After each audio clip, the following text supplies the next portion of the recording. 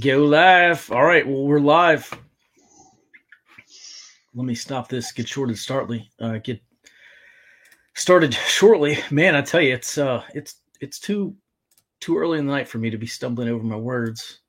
By the way, Hobbs, what are you drinking? I am actually not drinking. I haven't had a drink since January when I found out my wife was pregnant, so solidarity. Oh, yeah, right, Yep. right. Okay. Let me. Well, good for you. That's good. Let me type in this call-in number real quick. Hey, gang, thanks for bearing with us as we get this started. By the way, this really is truly a sight to behold because I've got this main computer, I got the soundboard and a microphone, and then I'm running my laptop over here so we can take call-ins, and I hope that's going to work for us. Let's see. The number to call in is 512-588 8291. All right, so okay, so tonight we have Hobbs from Roads to Liberty podcast. I was just on his show, on his podcast last Friday night, and we did a live stream. It was a lot of fun hanging out, and actually I have Hobbs to thank for doing this live stream because it actually is a lot of fun just hanging out and shooting the breeze. So tonight we're going to be talking about politics. We're going to be talking about war, intelligence, whatever stuff you want to talk about. So Hobbs, we were talking just before we went live. Man, red pill me on. I know you don't carry the water for the Libertarian Party, and I'll be honest. I like some of what Jo Jorgensen has to say. Sell me on. Let's steal one from Crowder. Right, I'm voting for Trump. Change my mind.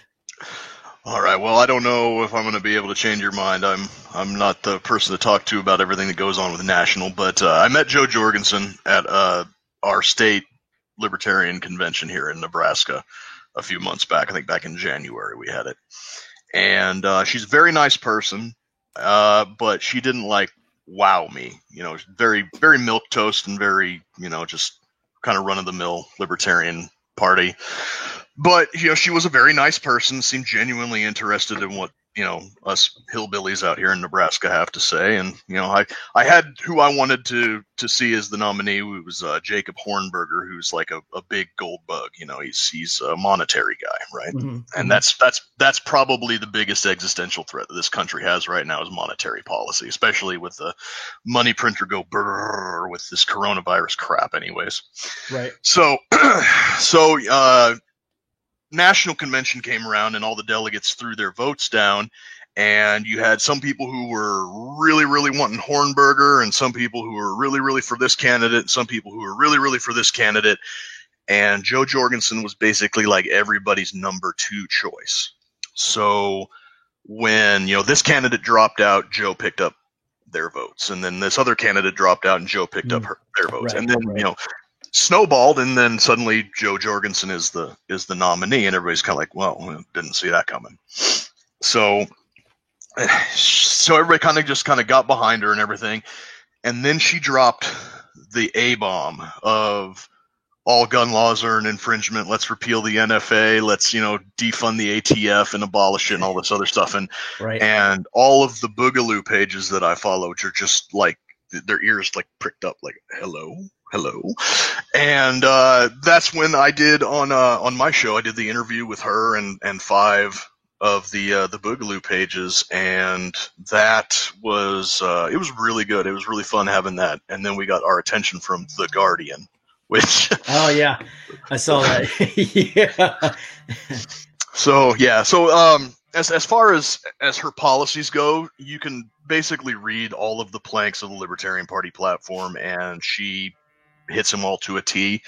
And out of the ones that are the most contentious with most people is going to be the platform on abortion, which is leave it up to the states and local government to decide. There is no concrete bedrock position that the Libertarian Party takes, and that's on purpose, because it is such a awful thing to talk about. You never stop arguing with it.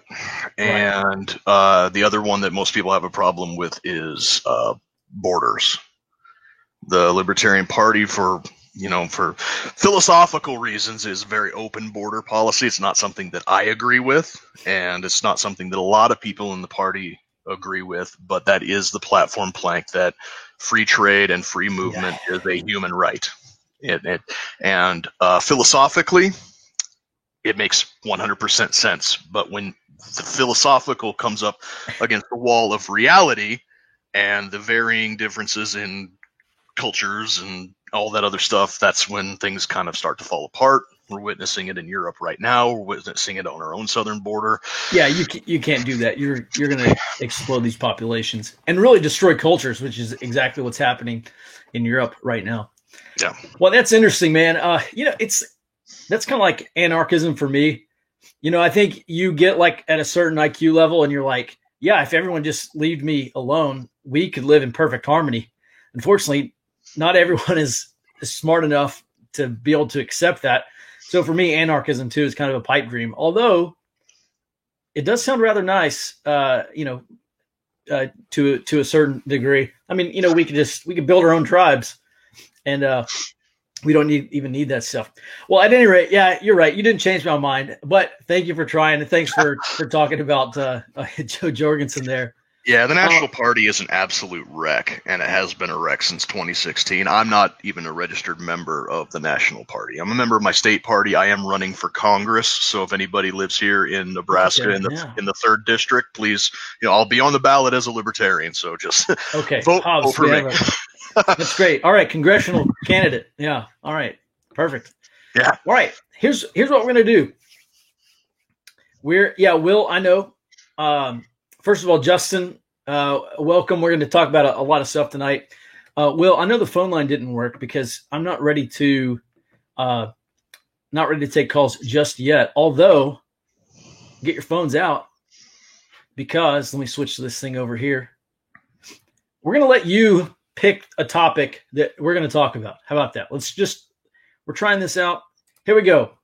Taking your calls, 512-588-8291. By the way, this is a beta test of being able to take phone calls. I'm not positive that we're going to be able to do it, but I'll take the first caller on the line, and we will talk about – let's try to keep this in the politics of or within the realm of politics, war, intelligence, and security, liberty, stuff like that, the future of the United States, like the stuff we typically talk about.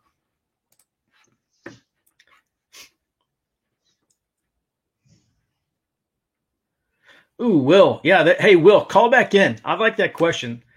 Hop on here and let's talk about PIRs. Are y'all seeing the scrolling thing?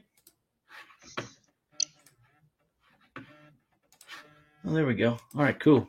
All right, here we go. We're going to try it. All right, let me add you to the stream here.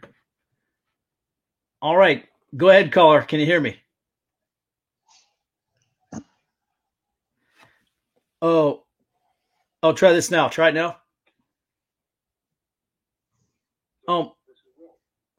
Will, yeah, dude. Let me tell you. I'm trying to.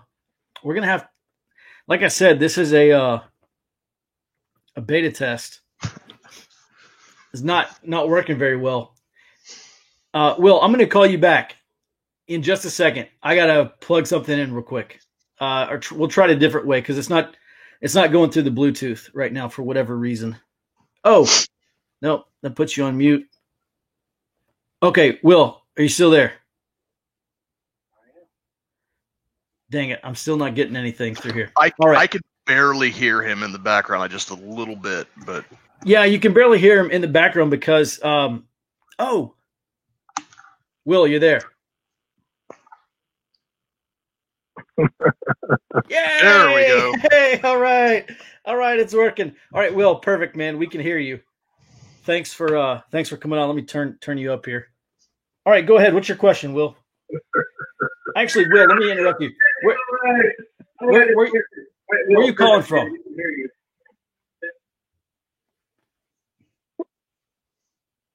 And I can't hear you anymore. Okay. Yeah, so just mute your live stream. mute your live stream and tell us where you're from. And I can't hear you anymore. Okay. Yeah, so just Will, I'm about to cut you loose, man. Mute the live stream. Where you're from. And I can't hear you anymore.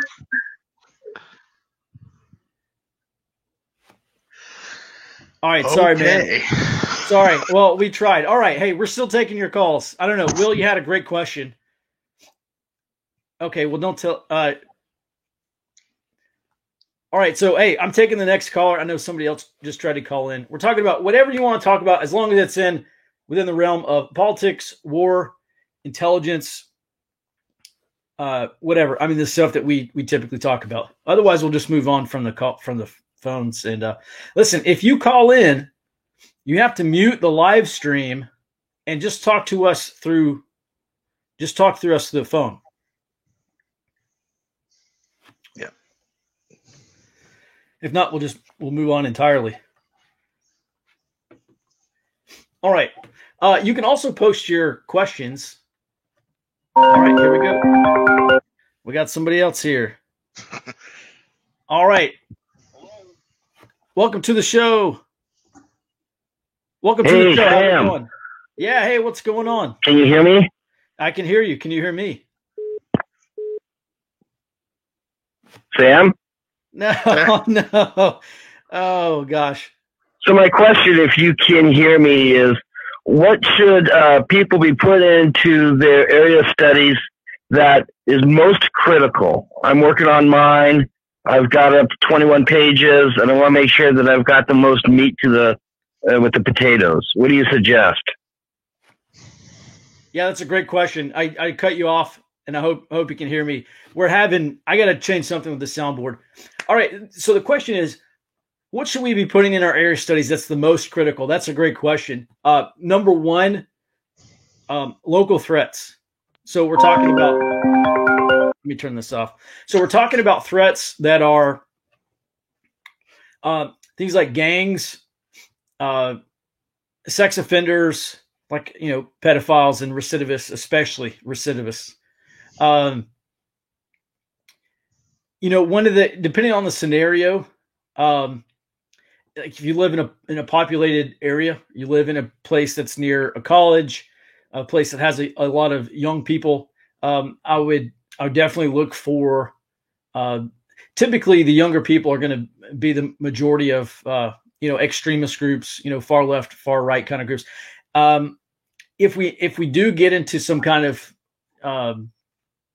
armed political violence or something like that, I really want to look for the people who are most likely to be involved in your area. So whatever group it is, a patriot militia or constitutional militia, or your local armed leftist groups, or, whatever you have, make sure you get those people down. Anybody that could take part in any kind of political violence, that would really be my main focus, especially coming up towards November. So I think on the operational side of this is look for civic groups, or look for church groups, look for any kind of groups that you could work with. So for instance, today we just had our monthly area preparedness meeting, and we had a little meeting, and then we had a course on basically expanding the pantry, basically like a food storage kind of course.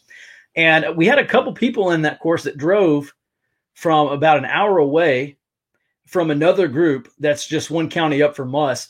And then we just learned of another group that's one county down from us. And so my next goal is to get them roped in to build the network. So if you have other prepper groups in your area, or you have other, civic or patriot or, whatever kind of groups in your area, I definitely reach out to them, even if they're in another county. I look at this as a node, right? We're trying to add nodes to this network. And there's a lot of good reasons why we want to add these nodes to the network. Really, the biggest thing is if there is some type of grid down scenario, we're going to be able to pass information to each other. So I hope that helps. Dustin, from your perspective, what most concerns you about your area, or what would you put in your area study? Well, around where I live in kind of a small-ish to medium-sized town, about 50 or 60,000 people. I don't want to say it's segregated because that makes it sound, like I live in the antebellum South or something. But the city it's got like a richy rich portion, and then it's got kind of a ghetto slum portion, and then it's got an industrial / commercial section, and then it's got like your lower middle to upper middle class section. So like where I live right now, I live next to a hospital. Like literally I can look out my front door and it's right there. So that would be one thing that I would probably keep on lookout for. Like, where are the hospitals? Where are the clinics? Where are places where injured people are going to be going? Because that's going to create kind of like a travel bottleneck, I think. If grid down type situation happens or some type of mass civil unrest, you're going to have a lot of injured people, and you're going to have those injured people who are going to be trying to get help, and hospitals and clinics are probably going to be your number one place. I'd also probably look for the least traveled egress from a town or city. Like, just keep an eye on traffic patterns. Like, where does a lot of cars go and where do a lot of cars not go? And then keep that in mind for if you have to get out of your area. Don't get on those major highways. Take a dirt road, take a service road or something like that. Mm-hmm.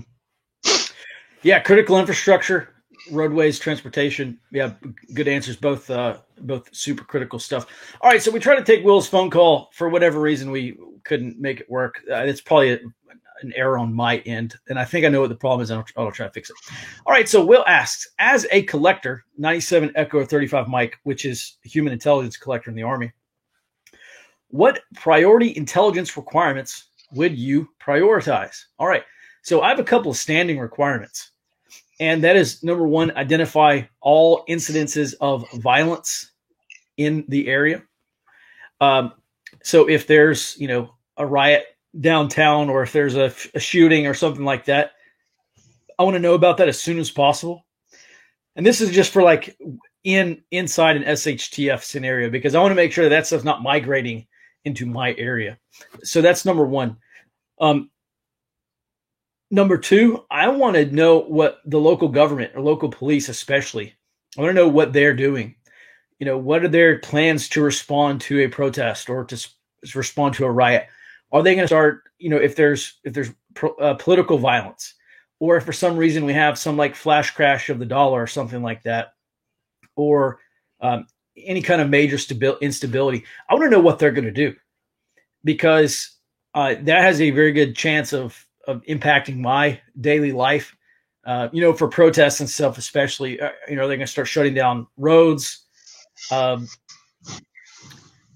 of the big things that we've kept an eye out for, actually here, I'll give you a great example. Out at Malheur Wildlife Refuge back in 2016 or 15 or whatever year that was.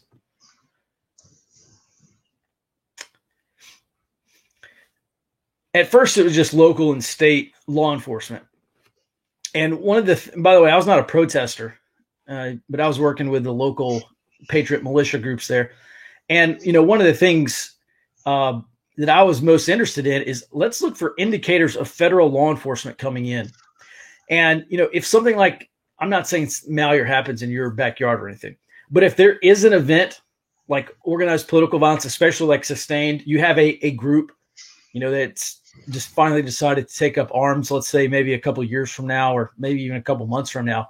And, you start having a federal law enforcement presence in your area. Well, that's going to change a lot of things. And so that's something that we can put out as an intelligence requirement, rather as a priority intelligence requirement, to look for indicators that federal law enforcement is in the area. And I'm really big on sensors. We, in the Army, we said every soldier is a sensor, and every community member is a sensor as well. And honestly, too, to go back to the previous question, I just emphasize this again: find the preparedness groups, or find the people who are into prepping that you don't know about. Like this one lady that came to our meeting today, she said, "I had no idea that You existed, and we're a year old now, but we have not done a good enough job getting the word out. And it's, prepping is a big enough community now that you may have a lot of those individuals around you. So as far as a PIR, a good PIR for a human might actually be, identify all individuals who lean towards emergency preparedness or who are interested in emergency preparedness. Hobbs, that may not be a good question for you, but I do have a good question for you right now. Okay. And that is from Laurel. What do you think the country will look like at the end of the year? Laurel, by the way, welcome to the show. And thanks for the support. Yes, all right, Hobbs, I'll let you answer, and then I'll follow up. Go ahead. I'd have to say that probably depends on where you live. If you live in one of these places like Portland or Seattle, or sad to say even down where you live near Austin, Sam, it might end up looking like Mogadishu, or it might be kind of what it is right now, where you've got these low simmering brush fires of insurgent activity, if you want to call it that. Like where I'm at right now, I don't see much changing. We're all pretty laid back up here, and the troublemakers that do pop up around here are typically less political and more, they cause trouble just because of like poverty and stuff, and it's not really that big of an issue up here. Mm-hmm. Okay, but in terms of the country, I mean, are we going to be at war with each other? Is the stock market going to crash because we don't know who the president is? What are your thoughts on that? As far as like war with each other, I don't think so on a grand scale. I think that you are going to see small pockets of ideological purges, perhaps in certain areas. As far as the stock market goes, this is kind of something that I talked about on my show on Tuesday, which was, if we had some type of a financial instability as far as the dollar goes, right, it's not going to be our problem. It's going to be the entire world's problem, because the entire world depends on a stable U.S. economy and a stable U.S. dollar. It is the reserve currency, but more than that, it's also the amount of imports and exports that go through this country. So if we have something like a stock market crash, or the dollar collapses, in a flash collapse like you said earlier, or anything like that, I would not put it past some type of international body intervening in some way, as sad as that is to say, because a collapsing dollar means a collapsing planet at this point, because there's no strong alternative that even comes close to replacing the dollar in any capacity. The dollar is what oil depends on. It's the reserve currency of the entire world. Everything hinges on the dollar, and if it goes up like that, the whole world is boned. Yeah, that's right. We had that emerging market crisis a couple of years ago, when the dollar started to strengthen, and one of the problems that you had in these emerging markets is they had massive national debt denominated in dollars. Their loans were in dollars. As the value of the dollar increased, the value of their own national currency decreased. All of a sudden, they had to pay more of their currency to make up that difference for the strong dollar. I absolutely agree. Dollar stability is going to be a major deal. So in terms of what the country is going to look like at the end of the year, if it's close, if the election is close, I do think Trump will. Biden's already hired like 600 attorneys or something like that. We reported on that a couple weeks ago. The Biden campaign's already hired 600 attorneys, and they're sending them out to states to figure out what can go wrong before it goes wrong, so that they can be there with lawsuits, when something doesn't go their way. The Trump the Trump campaign rather, is doing the exact same thing. So I do think if it's close, Biden or Trump, they're going to protest. They're going to call for a recount. if the recount doesn't work, they're going to say voter fraud. They're basically, they've already started accusing. We haven't even had the election yet. They're already accusing each other of stealing the election. I mean, basically, that's what's happened. My concern is this: Trump gets elected. These leftists have already, in the past couple of years, they've been floating around this pamphlet, basically saying, "Hey, look, the workers have all the power in this country. They're trying to build like this workers' revolt." So they've talked about a rent strike 2020, and that that didn't. We'll see. We'll see what happens with that. And then they called for a general strike right after that. And I do think if President Trump wins re-election, then they have to come out and mass mobilize in protest. They have to be very disruptive. They have to. I think they're willing to take down the economy as another kind of bargaining chip to get Trump out of office. And I think the goal there would be to pressure those around President Trump to say, oh, you didn't win this legitimately, or to pressure President Trump to step down. Now, I'm not saying that's going to work. I'm just saying that's their strategy.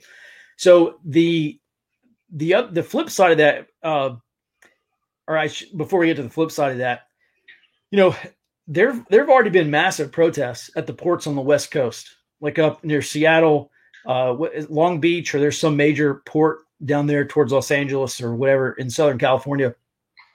And they've been talking about being very disruptive to U.S. imports and exports. They're basically saying, hey, let's shut down these ports, walk off the job, show President Trump that, or show the government that we're not going to accept him as our president. And I think there's a very good chance of that being so fundamentally disruptive. I don't think it's going to be enough to push Trump out of office yet. But we look at what happened in with Euromaidan. We look at what happened with the Arab Spring, Tahrir Square in Egypt, and you just had so many people out there demanding that those presidents step down, and they eventually stepped down. And that's exactly what they want to repeat. So as far as what is the country going to look like at the end of the year, I think there's a very good case for a lot of economic disruption, a lot of disruption, second and third order effects. What does this do to the stock market? What does this do to trade? What does this do to the value of the dollar? Are things going to be more expensive?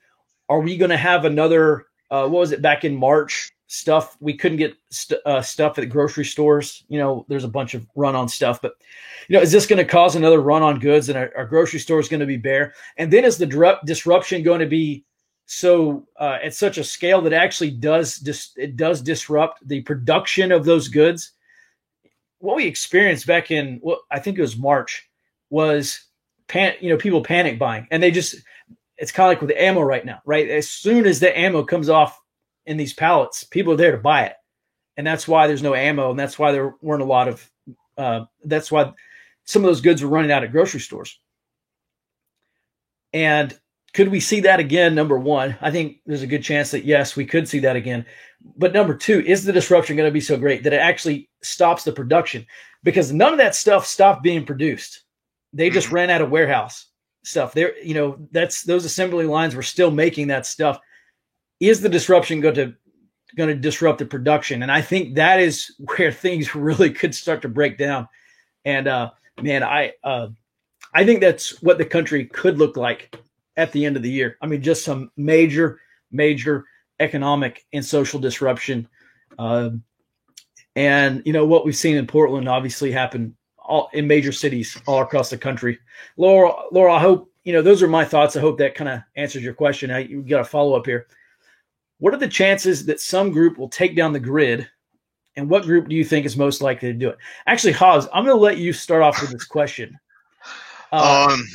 Taking down the grid is so easy to do that I'm surprised that somebody hasn't attempted to do it already. There was a probing attack a couple of years ago, I think out in California, where some guys shot at a bunch of power transformers with a high power rifle, and it was only through some type of fail safe, I think, that they managed to not black out like a major metropolitan area or something. So the fact that it's so easy to do and nobody has tried to do it with any kind of zeal, I guess, is a miracle to me. I don't want to give the enemies any plans and be like, hey, hit here, here, and here, and the whole eastern seaboard is going to go dark. Because honestly, I don't know that, and I don't want to know that. But yeah, the chances of it happening, I think, are high. I think we're overdue for it. It's kind of like the Yellowstone eruption. We're overdue for that. The group that I think that is most likely to do it, though, that is a good one, and it kind of depends on a certain series of events playing out a certain way, because you have to remember that when the power grid goes out, the people that are most going to be affected are going to be large urban areas, and that is where the left is more or less headquartered at. So they would mostly be shooting themselves in the foot if they tried to do that. And it would how do I put this? So I think that a group of extreme right-wing people are probably the most likely to pull it off successfully and accomplish it in order to cripple a large metropolitan area if a certain series of events were to happen, like Trump gets reelected and the entire city of Portland becomes like the Chaz did in Seattle. If they basically wall off the entire city of Portland and say that we're seceding right now, and I can see some right-wing guys going out and be like, okay, you're not a part of the United States anymore. You don't get the United States' electricity and water anymore. And that's kind of what I see is happening. Right. Yeah. On that point, I think it was John Podesta. I think it was John Podesta. Last week, that news article came out where he was debating Joe Biden, helping Biden do debate prep. By the way, is apparently an indicator that Joe Biden will actually try to attempt at least one debate. But John Podesta came up with this kind of alternative scenario. He said, look, Trump wins, and Washington, Oregon, and California say that they're going to secede. So, Laurel, to answer the first question, maybe we see some states maybe seceding as a result of what happens. It's hard to, I don't know. Maybe that's farther down the road. And I haven't even really looked into a lot of those possibilities, but certainly would say it is at least a possibility. All right. So my answer to what are the chances that some group will take down the grid, and what group do you think is most likely to do it? I think that historically, like Hobbs said, historically there have already been attempts. I think in the future, I would say in the next 12 to 24 months, the chance is above 50%. I really do think the chance is probably like 75 plus percent that someone will attempt to do it. I think there's probably about an even odds of a chance that they could pull it off. There's a really great book by Peter Vincent Pry called Blackout Wars. And he goes into it. He's a former agency analyst, by the way. He goes into it. It's not that difficult. It certainly could be done. And I think if Biden wins, look, is the left going to try to are these leftists going to try to take down the power grid? No, I don't think they are. Are accelerationist elements on the far right going to try to do that? Yeah, I think that's probably where it's going to come from if it happens. And this, by the way, precludes a cyber attack from, Iran or, something like that, or North Korea. Yeah. I should say this is exclusive from a cyber attack scenario. But yeah, I really think there's a good chance that the accelerationists maybe succeed in at least one instance. And it's very concerning because you read that book Blackout Wars and you see it's just it's not going to be that difficult to do. And in that book, Pry talks about how it takes like 6 months to build these transformers, and they're made in Germany and South Korea, and you've got to order them and you got to wait for them. I would honestly be surprised, though. I would honestly be. Well, I don't know. Maybe I shouldn't be surprised, but my first thought is maybe we shouldn't be surprised to learn at some point in time that we have some transformers in the national strategic stockpile. I mean, really, it would kind of make sense. why don't we just order a few more of those things just in case, especially since it could really cripple the economy. So, Laura, I hope that answers your question. What are the chances that some group will take down the grid? I think above, roughly 50% that they will succeed in at least one instance, and like 75 to 100% that someone will attempt it within the next 12 to 24 months, or I should say within the next 24 months. I think it's about 100% that somebody's going to try it. If Biden wins, I think they're likely to try it. All right.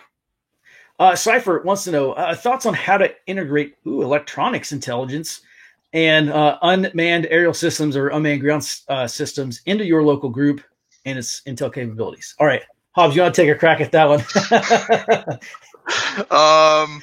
Yes. No.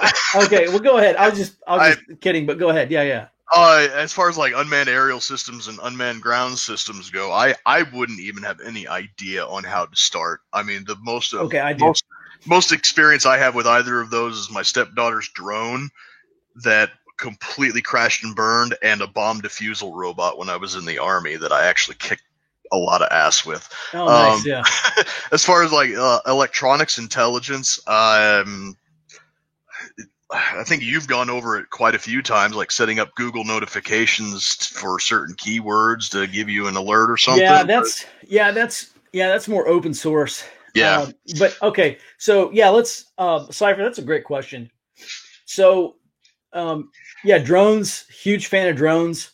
I would say, if you have a ranch or you have a property or community, I would say set those things on a flight pattern. And what some of these drones are, this is actually super interesting, is, you can map out a pattern just using geo coordinates, and it'll go fly that route every single day. And it'll take the same picture day after day after day.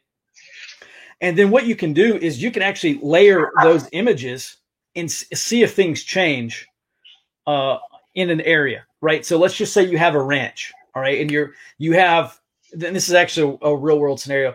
Not only, obviously if you have a ranch and you have a problem with poachers or something like that, okay, obviously throw a FLIR on that thing or, some kind of thermal and let that thing go and pick them up. But this is actually pretty interesting for people trying to build hide sites. So, that drone's flying around, it's taking the same images every day. And then all of a sudden, I guess this would be more imagery intelligence, but all of a sudden you notice like this big pile of brush that's been built that wasn't there before. It wasn't on the day before's flight pattern, but it's on today's flight pattern. And you're not out there clearing brush, and you didn't do that. So I think that's one potential use case. In terms of unmanned ground stations or unmanned ground sensors, there's an ANPRS-1 Alpha, and that was used by the Marine Corps, and it's a seismic detector, seismic intrusion detector. So if you have a ranch, you have a neighborhood or whatever, you have a lot of property that you can't keep your eyes on all the time. There are these little nodes, and they're about, I don't know, like 3 or 4 inches big, and they're run with radio telephone wire. And so you can run those out to the back 40 and, stick them in the ground around the fence. And you have this kind of like little control station, and you can set the sensitivity. So, if you want to know if a squirrel's out there, you can, or if you just want to know if a vehicle's out there, you can do that as well. And whenever one of those things trips, once it picks up some seismic vibrations, that thing will start to buzz.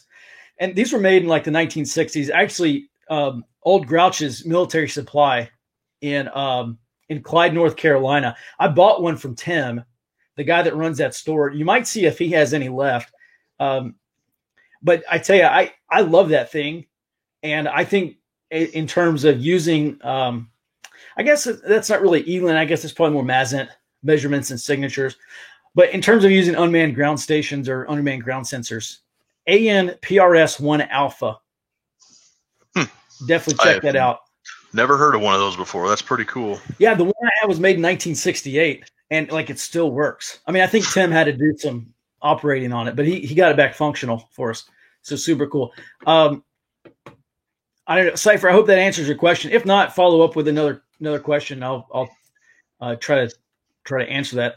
let's see here.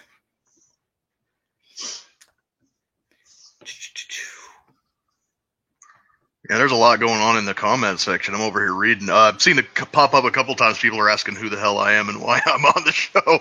Okay, well, here, let me answer that. I mean, I'll let you too. Okay, so Hobbs is a friend of mine. I've been on his he does these Friday night live streams. He runs the Roads to Liberty podcast. You can find it on. They have a Facebook page. Definitely go check out the Facebook page. And your podcast is pretty much on all major platforms, right? Like they could go find it on Apple Podcasts, right? Okay, that's what I thought. Right, all right. It's under the Think Liberty Network, but Think Liberty Network. Okay, cool. So at any rate, I was on his podcast last Friday night. We did a live stream. It was a lot of fun, and I said, man, I should try to do this myself. And so, who better to have on the very first show than Hobbs, the guy that inspired this whole thing? And it probably won't be every Saturday night, but maybe a few Saturday nights a month or something like that. Because it's actually really fun. I'm sitting here having a beverage and shooting the breeze, answering the questions is actually a lot of fun. Hobbs, do you have anything else to add? Any plugs or anything like that you want to talk about? Yeah, like I said, it's Think Liberty Network on almost every podcasting app there is, like Spreaker and iTunes and all that other stuff. Roads to Liberty, I do the show Hobbservations on Fridays, like you said. I'm not an intel guy. I'm actually a gun guy. I was a small arms repairman in the Army for just shy of 9 years. And then I worked at Hornady for 5 years. And now I'm a tool and die maker at a machine shop right across the street from Hornady. So that's my area of expertise. So if anybody has any like gun gear, ammo questions that just want to throw that out there, that's what I'm here for, I guess. Yeah. And actually that's a great point. Yeah. Cause you worked in the industry previously as well, in the ammunition industry. All right. So, West Virginia, presumably farmer's daughter, considering drawing my 401k out, paying the taxes and penalties, and buying physical gold and silver, would you recommend? Okay, so first of all, I can't recommend anything. Do not listen to me for financial advice. I'm not a financial anything. But me personally, I really like cryptocurrencies. On a podcast a couple of weeks ago, I talked about, look, eventually everything's going to be on the blockchain. And, we think about Bitcoin doubling. It's like it's teetering around 12 grand earlier today, like 11,000 and some change, 11.6 or something like that. And I think Bitcoin could easily go to 20 grand. But there's some smaller cryptocurrency projects out there that, 100% is great. Like Chainlink in the past month has doubled. It's gone up 135%. There's some smaller cryptocurrencies out there that's probably going to do like 10,000% over the next few years. And I do think we're like right on the edge of another major bull run in cryptocurrency. So again, I'm not telling you to do anything. I'm just telling you, I'm a big fan of cryptocurrencies, gold and silver. A lot of people buying that stuff. I'm not answering your question. I'm just giving you some additional considerations here. All right. CG, Hobbs, this would be a good question for you. Many normies are worried about gear and not combat mindset and team dynamics. How important for you is combat mindset and compatible teammates for cohesion? Like basically bringing all the people on the right together. Right.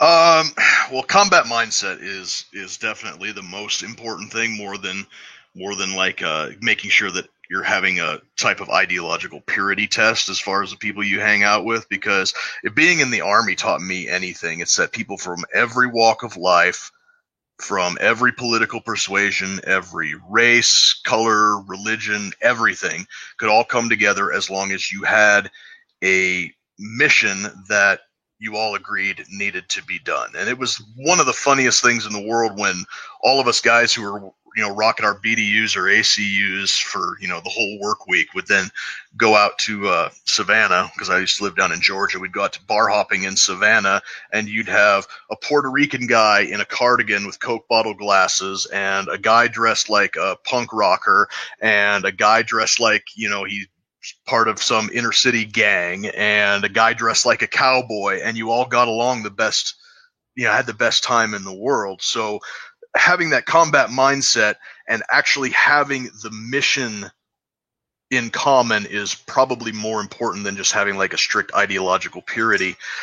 Team dynamics, however, on the other hand, that's something that you kind of got to get out into the minutia on. It's like, what do you mean by team dynamics? Or do you mean like running drills, or do you mean like having everybody having their own assigned role? Or, you know, that's something you kind of got to dig into a little bit more. But yeah, that's my 2 cents on it. Yeah, I think that's a good answer. Yeah, combat mindset. I mean, look, I'm not a combat guy. That's really, you know, I can bring some guys on the show who can really, you know, particularly former special operations guys. But I can speak to team dynamics. And it's funny because we'll go hog hunting, for instance, and you can tell by the way people walk, the way people carry their rifle, the way people kind of carry themselves when you're out on these hunting trips. You can tell a lot about a person from that.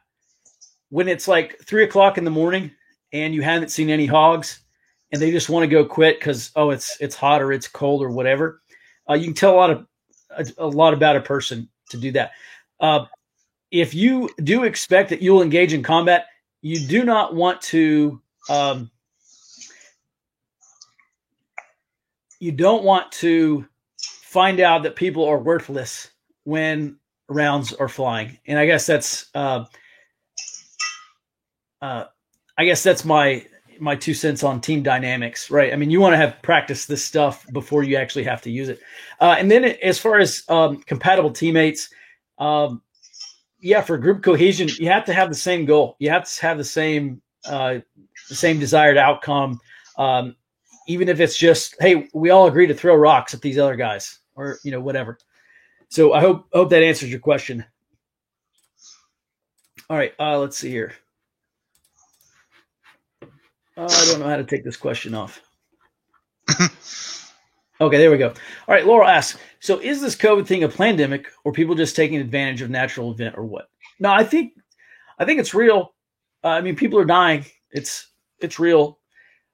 In terms, I tell you, if I were a benevolent dictator, I would say, look, if you're adding it, you look at the people who are dying from this thing, and they're either very old or they're not in great shape. Like I saw this picture. I was watching a Houston news thing, and there is like kind of a memorial of all the people that had died from this thing.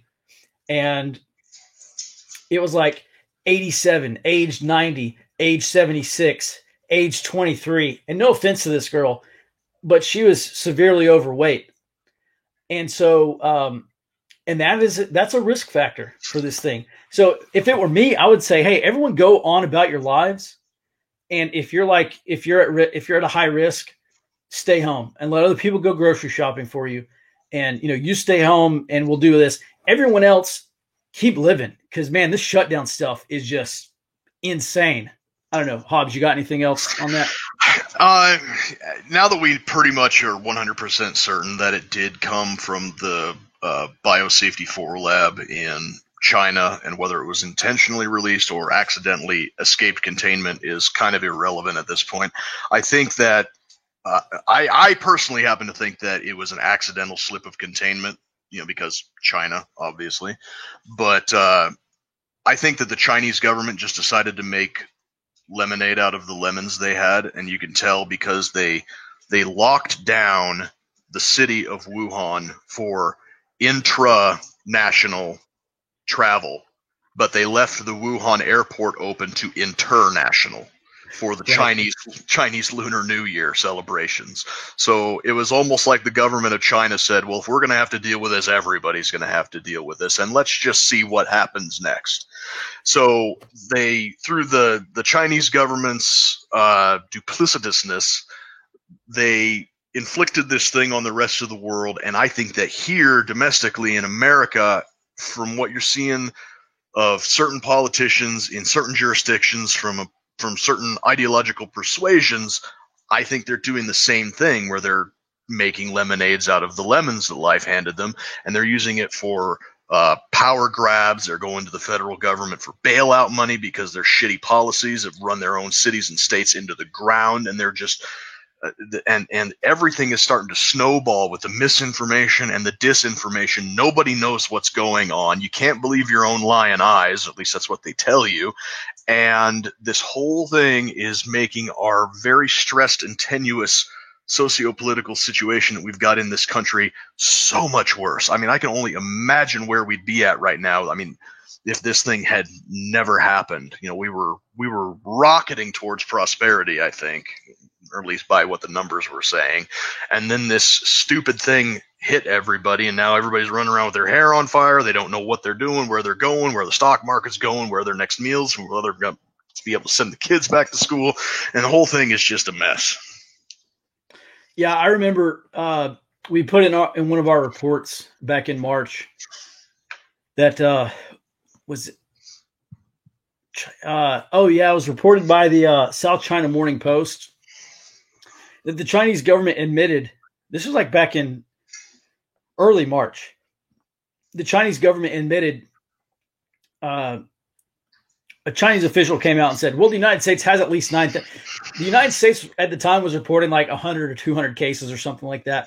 And this Chinese official came out and said, well, they at least got 9,000 cases because we know that 9,000 likely positive patients flew out of China to a third country like Thailand or Singapore or somewhere, and then flew to the United States.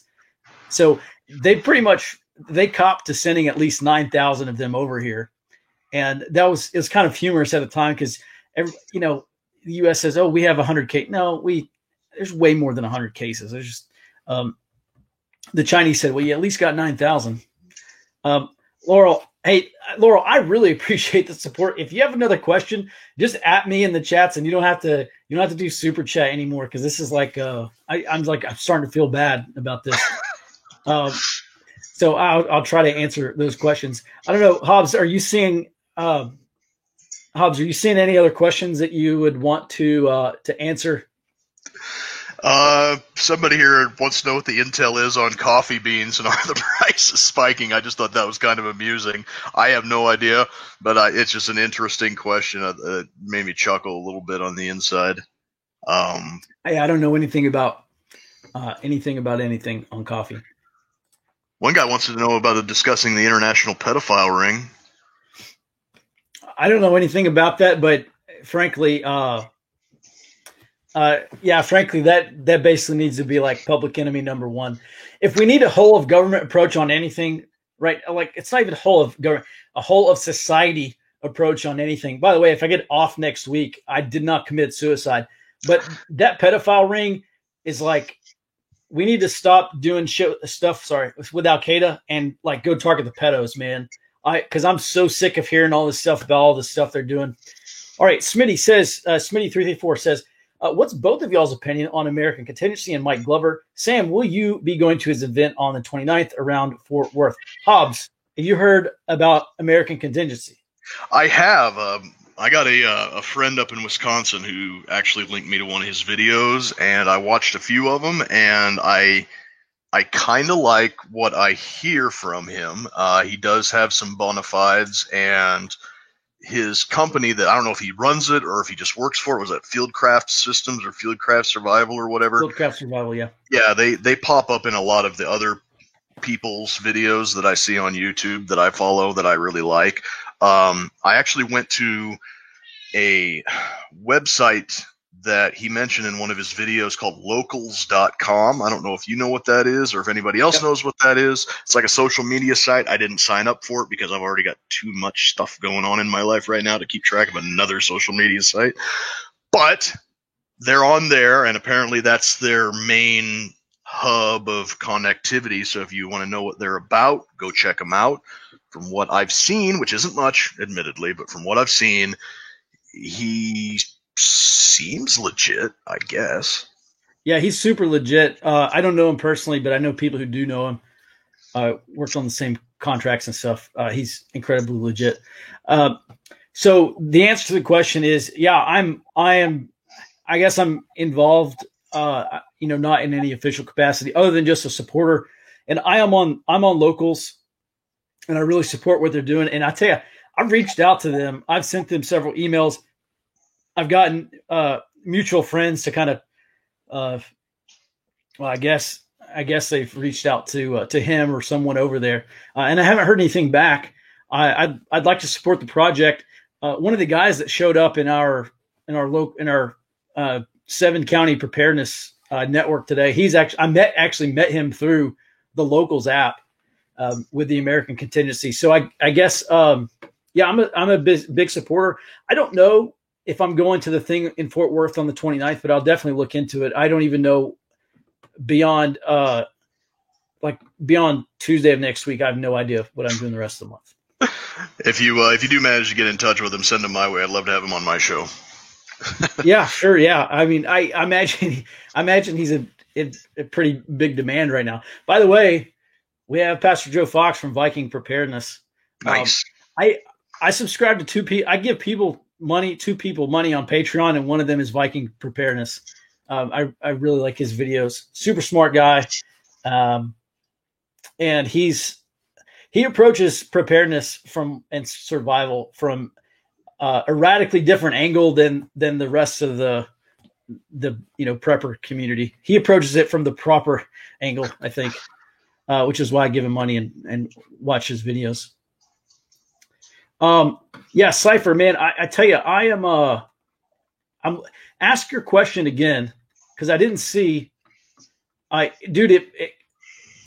It came up, and I don't know what happened to the question. Let me see if I can go back and search for it. I tell you, next time I do this, I'm gonna have a producer who can manage all this stuff for me, because this is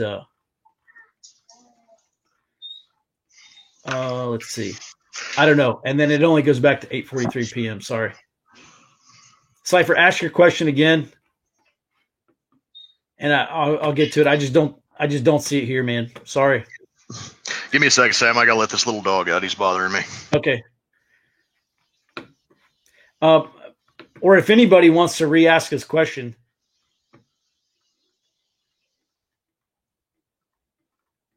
I just don't see it. I like it. It appeared for a second, and then All right.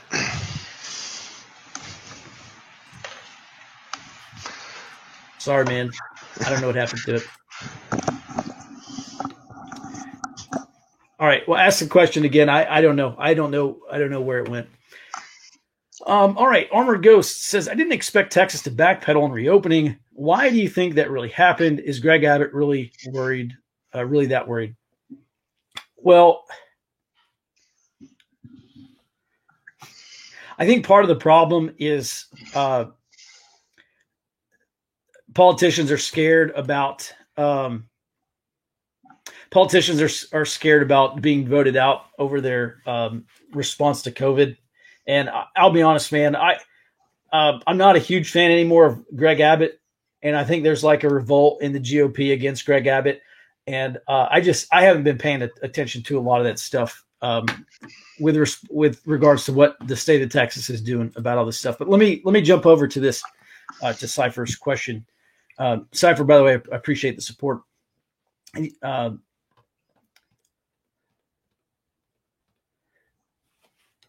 Let me.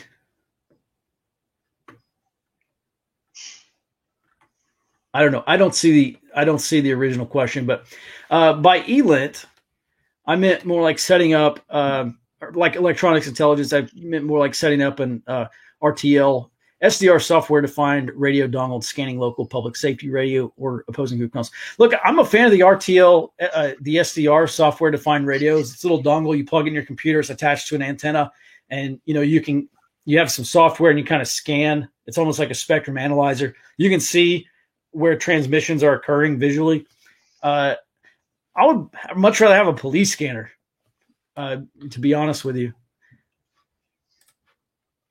Also setting up my own Stingray for, okay. So you can build a dirt box for about 10 grand. In 2017 at the Black Hat convention, there was some company based in San Francisco that basically said, hey, here's how you build a legal dirt box, DRT. And here's how you, it's basically like a Stingray. And here's how you can track cell phones. Now, here's the thing. If it emits a signal, it can be tracked. And the Supreme Court has ruled, there have been a lot of court cases on this, that say if it's a third-party signal, then it can be tracked.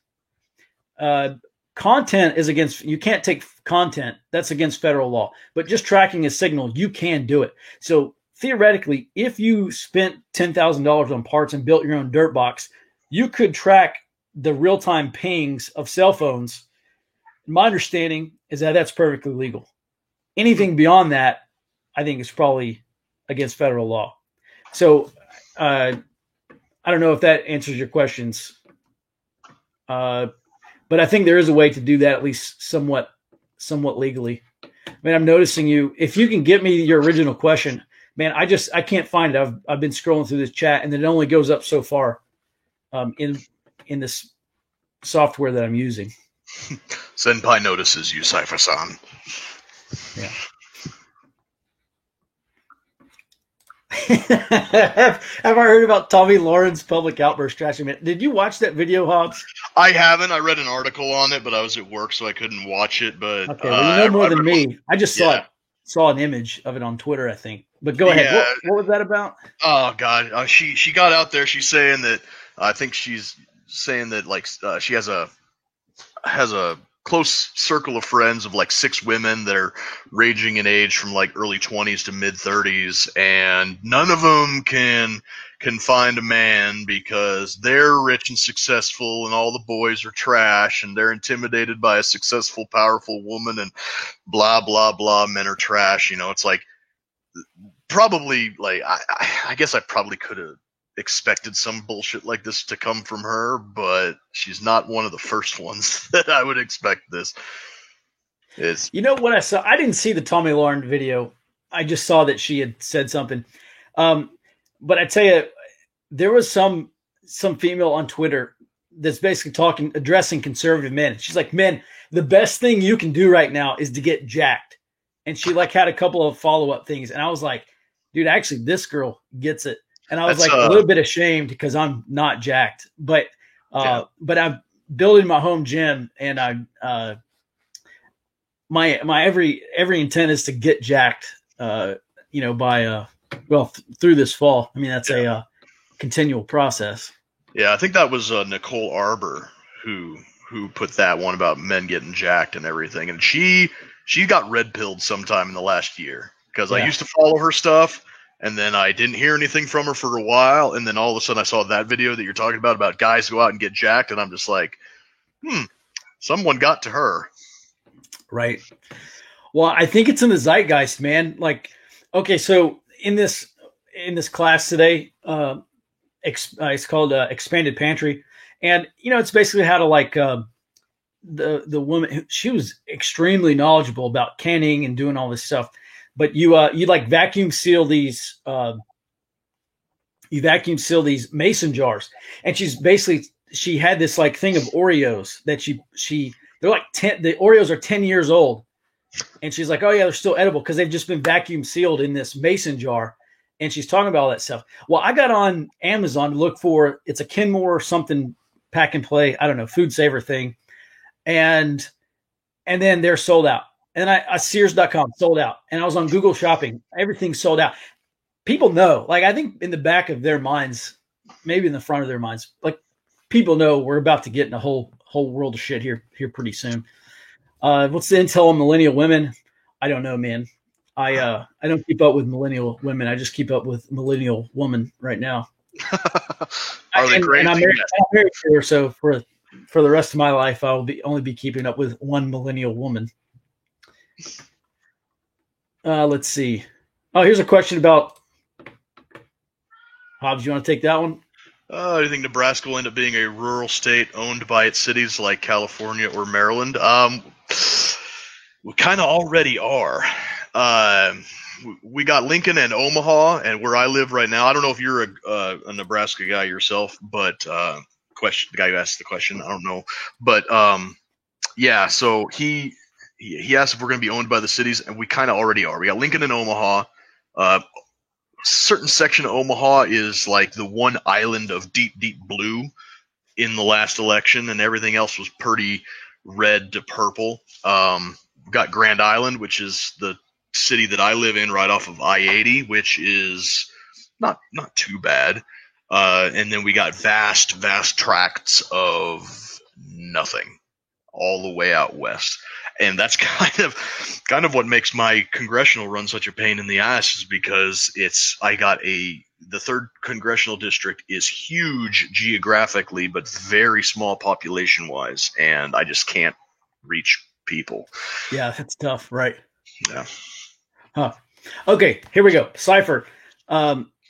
Okay, that was the original question. You killed my UAS question. I hope in a good way with the daily images. I hope in a good way.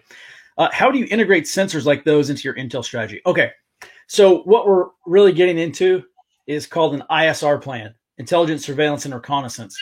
And I'll give you some context.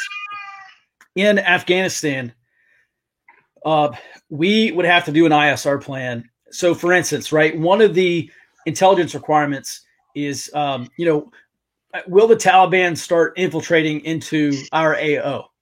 Okay, great question. The commander wants to know that. The commander wants to know, is the Taliban going to start migrating over? Are we going to start getting out of area fighters into our AO? And so, how do we do that? Or, we can answer the question, but let's throw up a bird, right? Let's get some ISR coverage through a drone, and let's look at rat lines, or let's look at infiltration routes. Let's look at, wadis or mountain passes, or however these guys might be coming into the AO. And let's get a bird to just be up there in circle with thermal and see if these guys are like driving in, or if they're walking in, or whatever. So in terms of an intel strategy from a community security perspective, or like a preparedness perspective, you have to identify your intelligence requirements. What question are you trying to answer? And, and then you have this, if you have a drone, you have ISR options, or at least some partial ISR coverage. And then you use that ISR asset to look for indicators that will help you answer that question. And I hope that answers your question a little bit more. If not, just follow up. I'll keep looking for your answers here. Or I'll keep looking for your questions here with a follow-up question. Thank you for the support. I really appreciate that. Oh, yeah. And, Ace Spade comes in and says drone plus fire team equals security. Drones are great, obviously, for early warning. You send up a drone and do those flight patterns, come back, change the battery, send it up again, come back, change the battery, send it up again, whatever. If you want semi-continuous coverage. And then, yeah, man, if you're running thermal on that thing and it's nighttime and you start seeing dudes come down the street or whatever, walking down the street, obviously, I kind of want to know what they're getting into. God, I hate being poor. All this stuff sounds cool.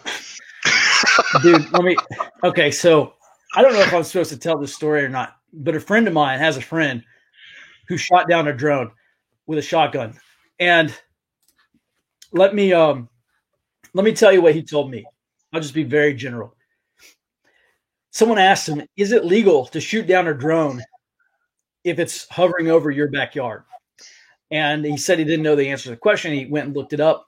And according to at least law in Texas, I don't know if this is federal law or what, but if a drone is below the highest item of your property, so if you have a radio antenna that's 100 feet, well, if that drone is below 100 feet, that's trespassing. The drone is on your property. Then if the drone's at 101 feet, then you can't do anything about it.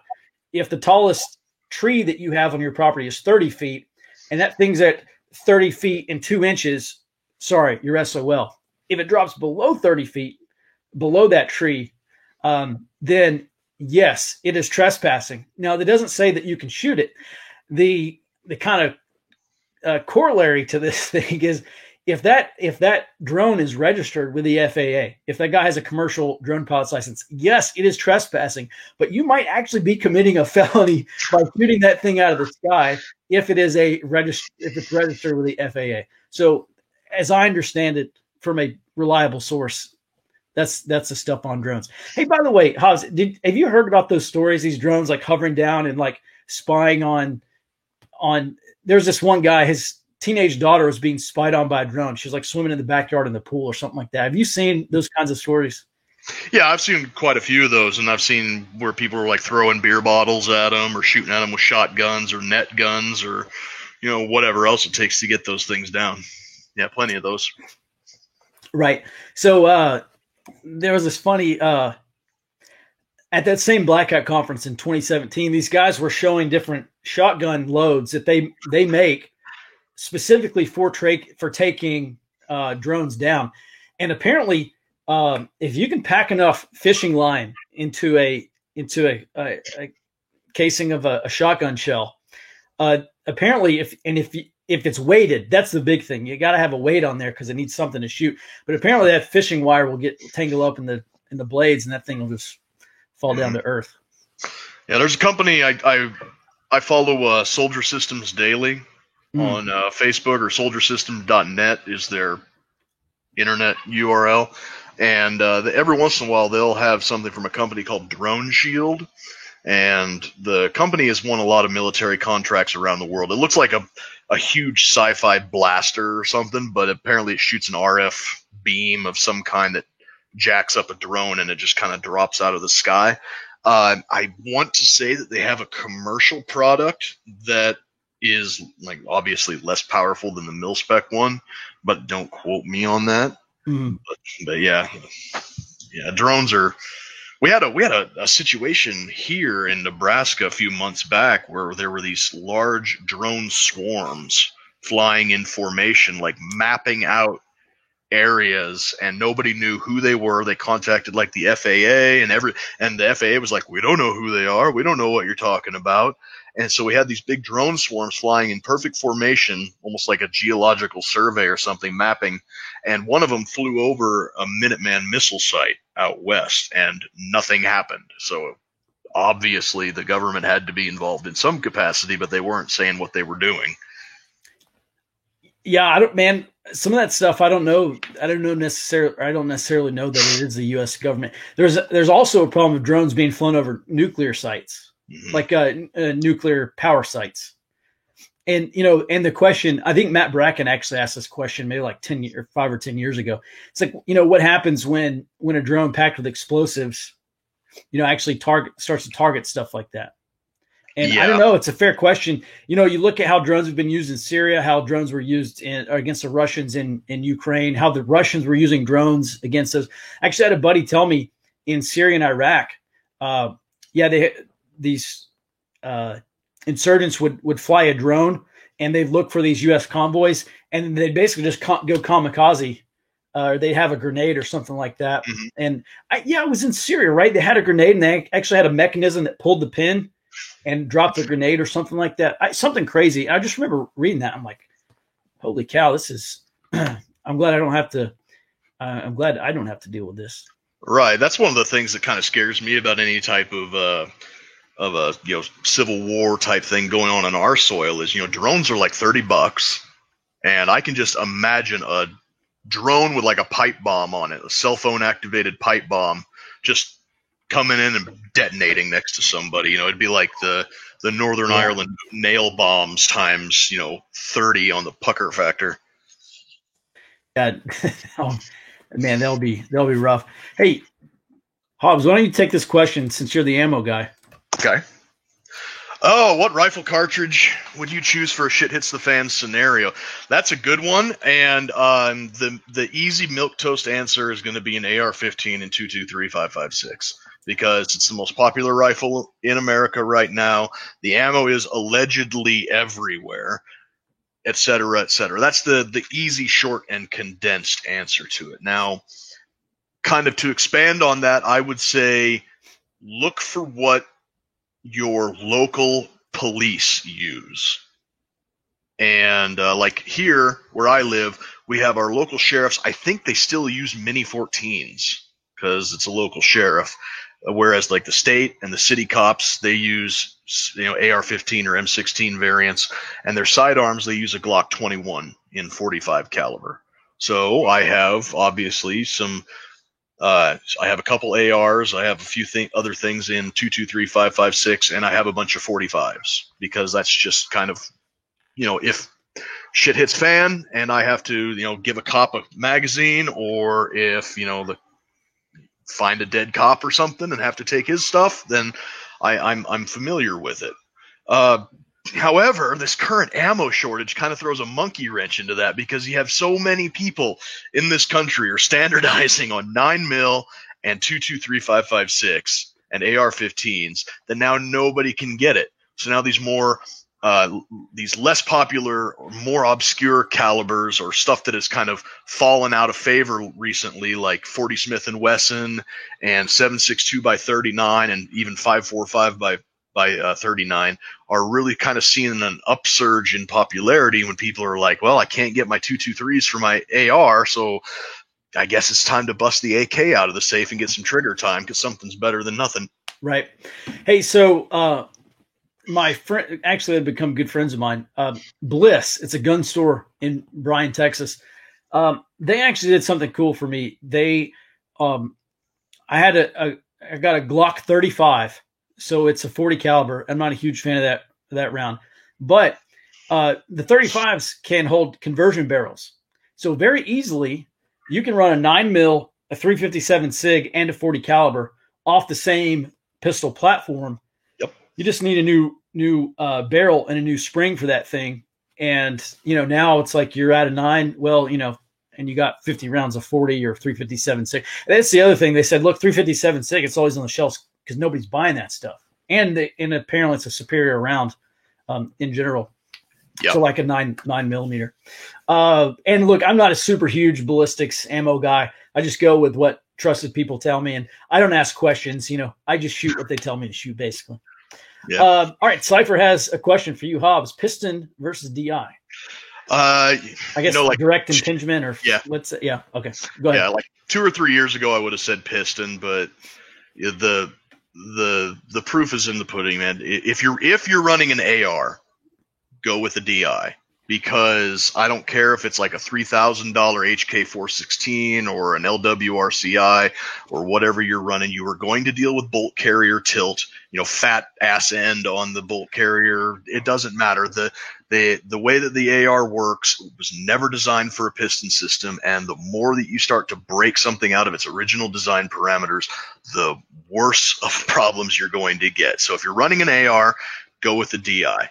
If you're not so dead set on an AR, then you don't have anything to worry about because the AR is the only modern rifle that uses that system.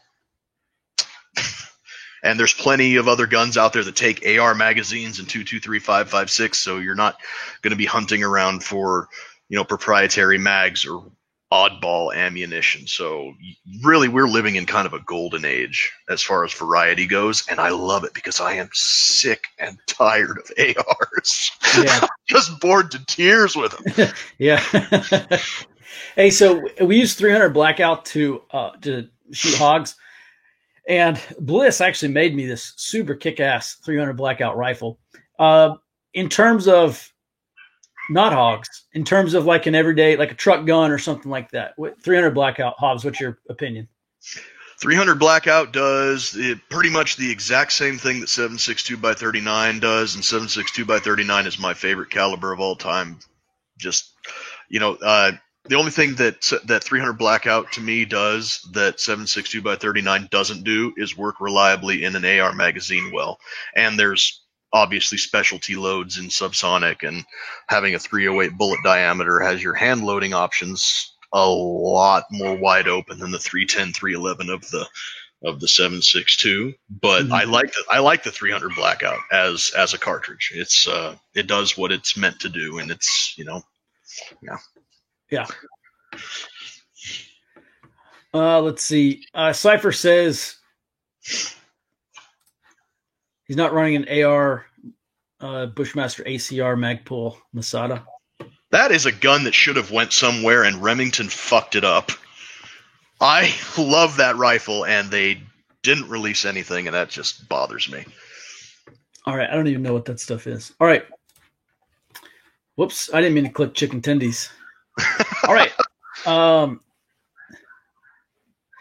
Okay, in light of all the left-wing violence, why haven't we seen more action from the right?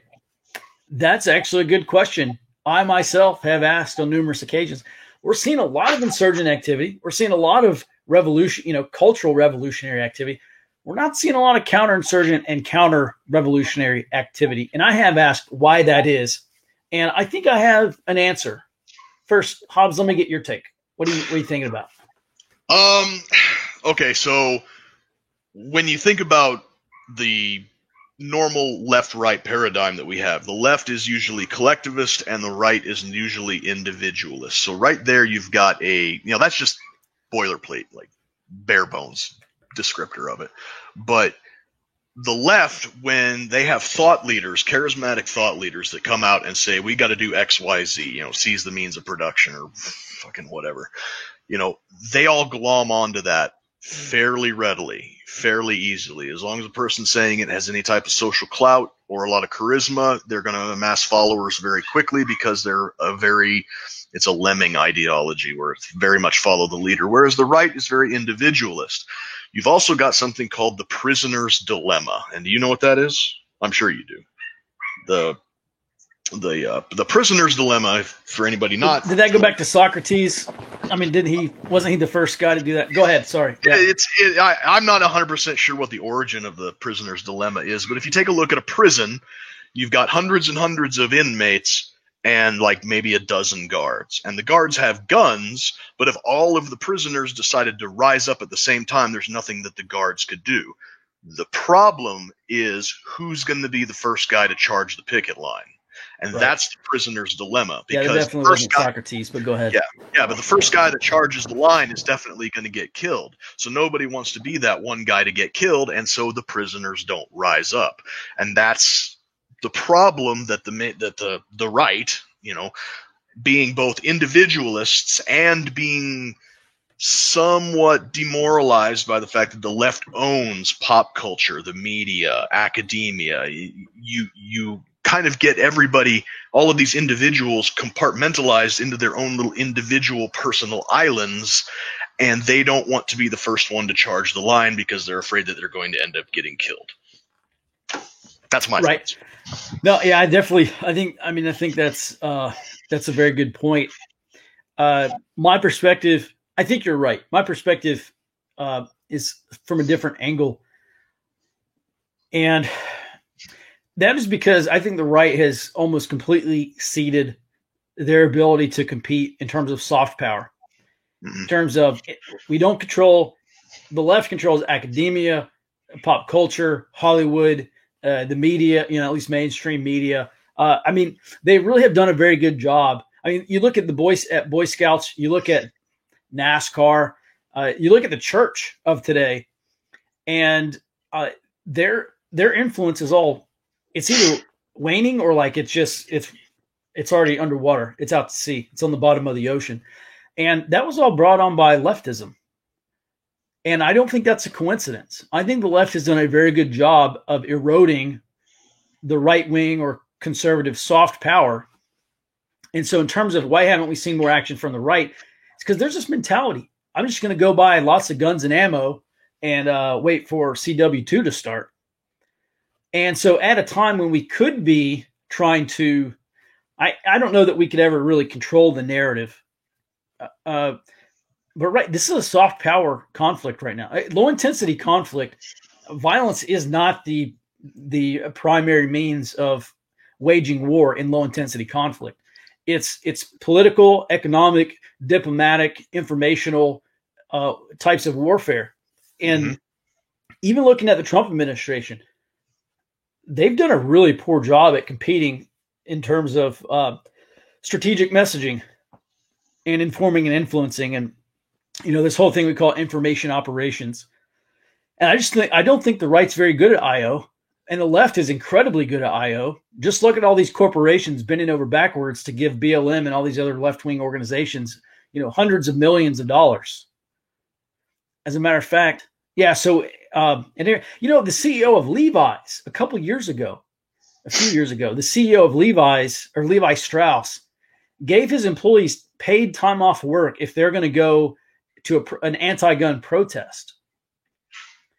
And so, that's the kind of stuff that's going on. That is essentially low intensity conflict. That's political, social warfare. The right's just not very good at it. We're just trying to buy all the guns and ammo that we can. And then, I don't know, it's somewhat unfortunate that we can't compete in that battle space. So I hope that answers your question, Laurel. The bottom line is the right is not trying to fight a soft power conflict where the right is really preparing for hard power conflict, and hard power doesn't always win wars. You look at what happened in Rhodesia, South Africa, lots of hard power, they killed a lot of communists. They still lost the war. And one thing we haven't yet seen is a lot of international involvement in the United States, in terms of like trying to dictate to us what our domestic conditions are going to be, what our domestic politics is going to be. Yeah, and G. Edward Griffin was saying, go ahead. Yep. Oh, sorry. Yeah, I was going to say G. Edward Griffin was saying back in the 60s that violent conflict is the least important aspect of warfare to, the communists at that time. And I guess right now too, he's like the culture war, the cultural revolution, taking control of academia and media and whatnot. That's where they focus, 60 to 80% of their time and power. And then Yuri Bezmenov came in like 20 years after and confirmed it. He's like, yeah, like 15 to 20% of KGB activities in that realm is focused on outright propaganda. Everything else is focused on the subversive influence and infiltration of media and all of that stuff. But yeah, Cypher, you said about the absolutists and whatnot. Yeah, I know. I'm just trying to, everybody thinks in left, right, 1 and 2. So right. Yeah. And I know there are nuances to left and right. It's easy for us to generalize, I guess. Who has an interesting take on the way that the right is breaking down now is Matthew Continetti. He writes for the Washington Free Beacon. I think he's at the Free Beacon. And last year he published this really great article about all the different factions of the right.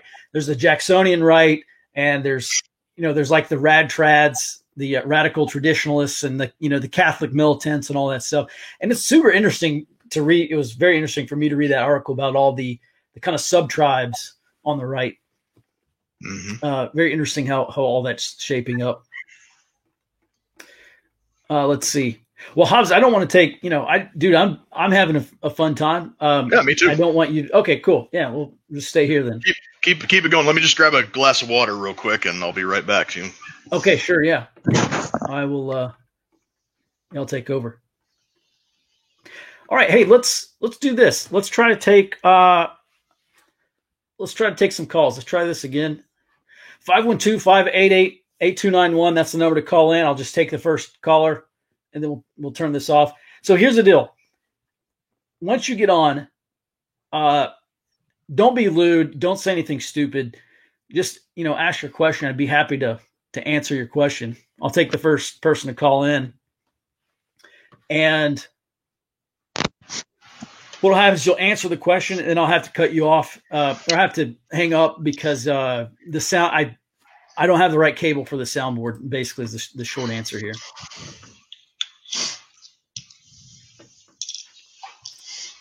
All right, so we do have a Discord server, and man, I'm not active on there. I probably should be, and maybe I'll take some time. I'll have to carve out like 30 minutes of Discord time or something like that and catch up on chats.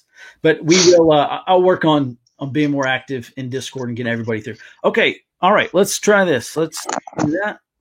Oh crap! Well, sorry, man. Whoever just call back in again. I was slow on the trigger here. Yeah, I was part of your Forward Observer Discord server, and it was really good while I was on Discord, and then I got banned off of Discord for being a part of Boogaloo Discord pages. But yeah, if you're especially if you're interested in like ham radio type stuff, man, there's a ham channel on the Forward Observer Discord that is all about that life. All right. Let me add you here. Okay. All right. Go ahead, caller. Go ahead with your question. Hey, Sam, I don't know if you can hear me right now, but if you can hear me, I guess my question for you would be these local groups that we see, especially here in Texas, are pretty strong as a local group. But do you have any suggestions on how we might effectively federate these groups together? I don't think that a big central group is very useful or stable for that matter. But thoughts on federating smaller groups? Thank you.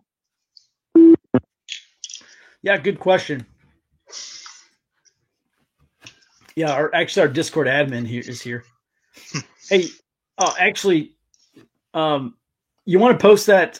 You want to post a link to join the Discord there, Justin, if you don't mind.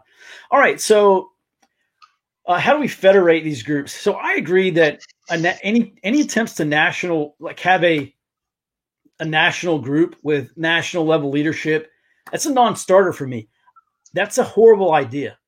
And so it's a great question, by the way. The caller wants to know, how do we federate this stuff? How do we have more local groups with kind of decentralized power, distributed groups, rather than a centralized leadership? And a guy named Stephen Barry, he's a retired special forces. Oh shoot! Hey, let me get through this real quick, and we'll take calls again. Sorry, who's ever calling? Call back in like 2 minutes. So Steve Barry had this really great advice several years ago on Western Rifle Shooters, which you can go to at westernrifleshooters.us. And he said, keep it sane and keep it local, because all these people, they're like, oh, I'm a colonel of the whatever militia, and we're a state militia, and and we have a national leadership council and all this stuff. And he's just like, dude, no, keep it sane, keep it local.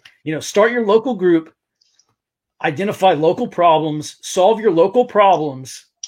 And that's going to do much more for you than having some nationalized leadership council or, some general or whatever, general overseeing all the United States of your militia group. And, how do we federate that stuff? I don't know that it should be federated. I think it should be localized. I think we should have local prepper groups, and and then for those who want to participate in community security, have your community security teams, or whatever thing you're going to do for that, kind of the armed security element for your local group.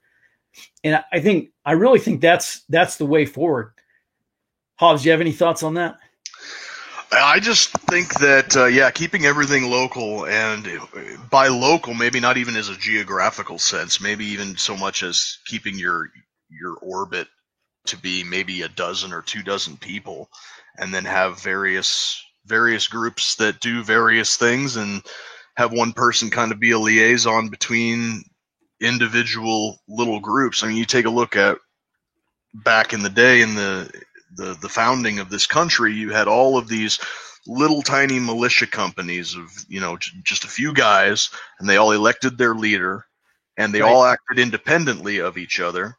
And then when things started to get heavy, they coordinated with each other, but they were still acting more or less independently of each other and of the Continental Army. And it took a long time for everything to come together, but that eventually culminated in where we are now in the United States of America. So keeping everything local and decentralized can lead to great things, and it also decreases your chances of getting burned by the powers that be. Yeah, this is one thing I've tried to point out to a lot of people is, the COINTELPRO thing. Obviously, it ran up to like 1972. Actually, the end of COINTELPRO is a super interesting story. Basically, these leftists broke into this FBI building, this FBI office in Philadelphia, or right outside of Philadelphia, and they stole a bunch of files. They didn't even know what they're stealing. The stuff is not even in a safe, but it's like highly classified for whatever the FBI classification is. They stole all this stuff, realized what they had, and they basically just like started seeding it out to local newspapers and stuff. But the thing is, the FBI in they were already like subverting and going after anarchists and socialist groups back in the 19 teens. I mean, you had the Palmer raids in like 1921 or 1918 or 19 or something like that. In the 20s and in the 1920s, the FBI infiltrated. They basically wrapped up 100 dudes from the Communist Party USA. They infiltrated, they didn't really infiltrate. I guess they used subversion against this group called the Socialist Workers Party. This is actually super interesting. They would go to the workplaces of the people involved, the members of the Socialist Workers Party, and they would say, do you realize that you have hired a socialist? And they would go to the family. Ma'am, do you realize your son is a socialist? They'd go to the girlfriend. They say, do you realize that, so at any rate, basically, they all got fired and like, kind of,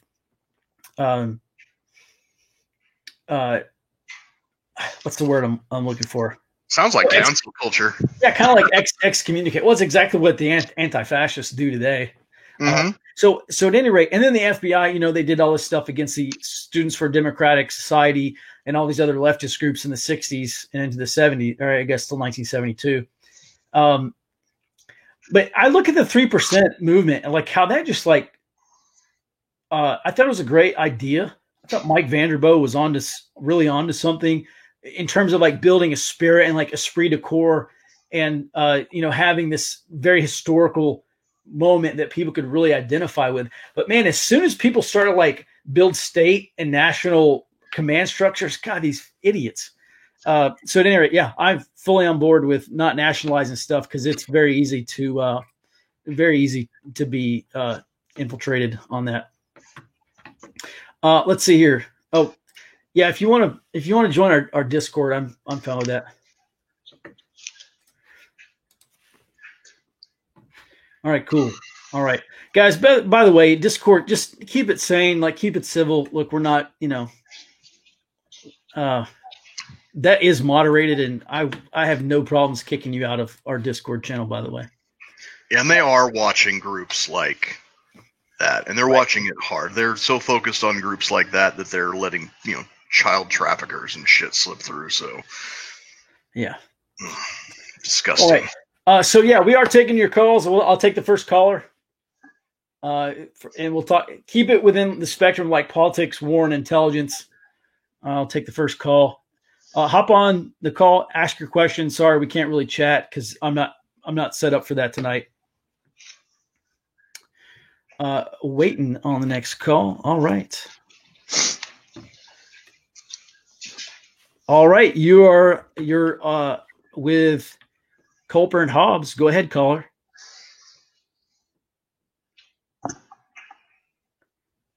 Go ahead. Ready when you are. If not, okay, we'll take the next one.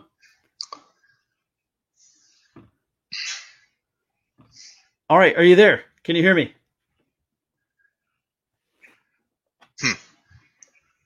We're on. Let me make sure this is still, that's still on.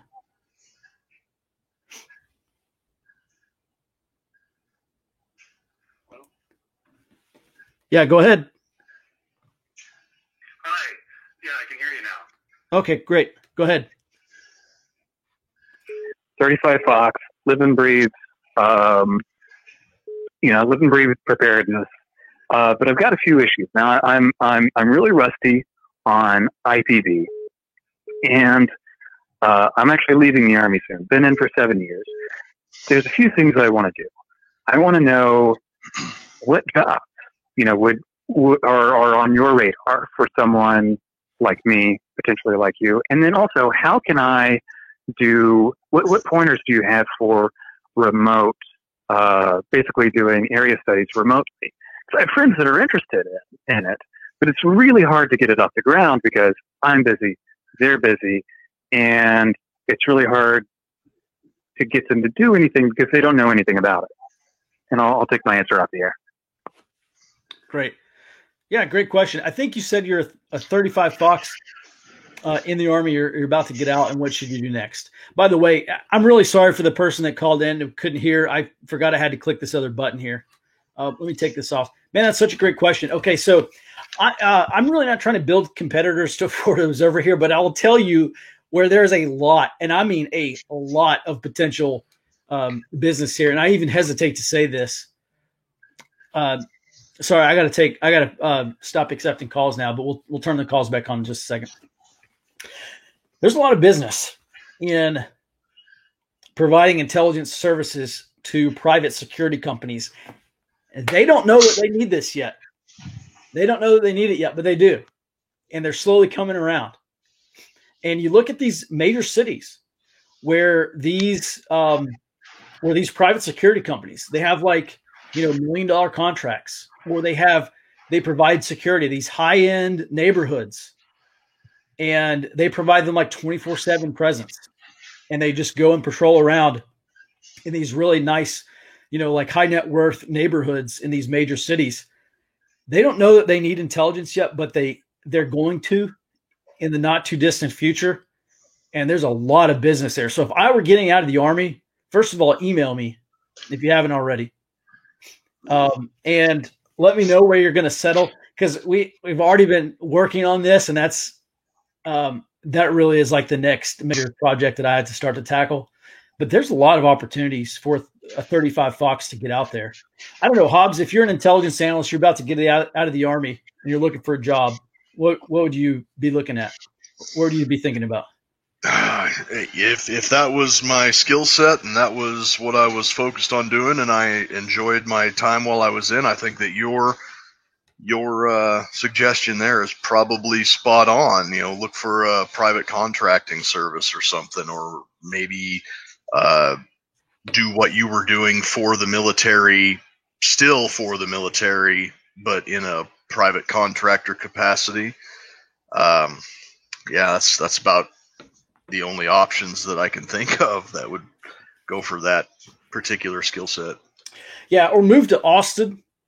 I can't recommend that you move to Austin, but I was offered a ton of jobs at these tech companies with my resume. They wanted me to come on board and either do be like a threat analyst for their like private corporate security, or get me trained up on the cyber side. And I think then they're hiring people all the time. And from what I understand, there's just not enough good candidates on the cyber intelligence side. And you do have to be very technical. You have to have the technical expertise to be able to do that. But a lot of these people, man, they need to hire someone. They're like, hey, come on board. You make a lot of money, and you'll get trained up. And I'll be honest, for the amount of money that they're trying to hire, like I actually had second thoughts about not taking one of those jobs. But honestly, I have the best job I've ever had here at Fort Observer, and I'm here to stay. When you love what you do, you never work a day in your life. That's what they say. That's what they say. I've done a lot of work. I love what I do. I've done a lot of work. All right, we're taking the next caller. Area code 512-588-8291. Take the next caller here. Or, if you have another question, post it. I don't know, Hobbs, do you see any questions you want to answer? No, I'm just seeing a lot of arguments between people in the chat. Yeah. Yeah, whoever just called me earlier. Let's see here. I don't know. Oh, here we go. All right. All right, caller. You are live. Go ahead with your question.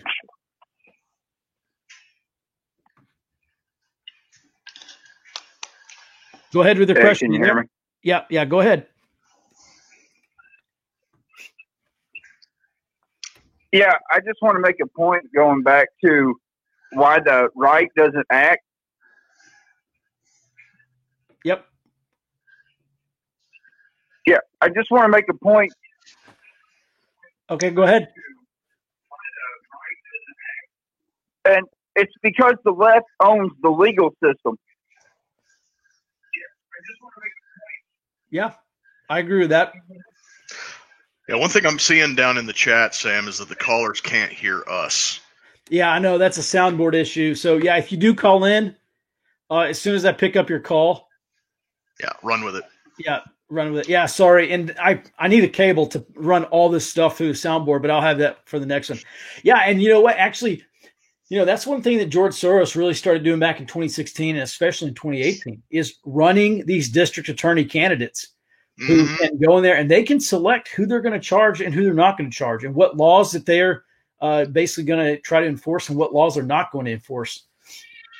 And yeah, that's absolutely right. They in a lot of these big cities, especially, they do run the legal system. I know. Take a look at what's excuse me. Take a look at what's happening in St. Louis with those McCloskeys. It's a complete ignoring of Missouri's Castle Doctrine self-defense laws, and it was a complete ignoring of all of the evidence of the case, and this Soros-selected DA is deciding to press ahead with charges anyways, in spite of the fact that it's going to go nowhere. And the DA for the entire state of Missouri said that they'll shoot it down before it even gets to court or something like that. Right. But a guy on YouTube named Matt Christensen, good guy, he did a video on it today and talking about all of the evidence in the case is very convoluted because the DA is saying one thing and the police officers who are actually on ground investigating everything with the property damage and the video footage and everything are saying, hey, DA, your official report is about 180 degrees from honest. You need to change it. And the assistant DA came back and told the cops that they just need to get in line and go with what the DA is doing. And the whole thing is going to be one big cluster. Yes, it is. All right. So, all right, caller, give me 2 seconds to patch you through here and go ahead with your question. Go ahead.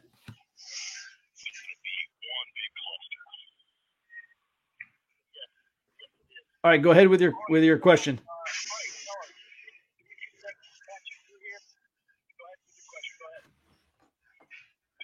Can you hear me? Yeah. Yep. Go ahead. Can you hear me? Yeah. Go ahead.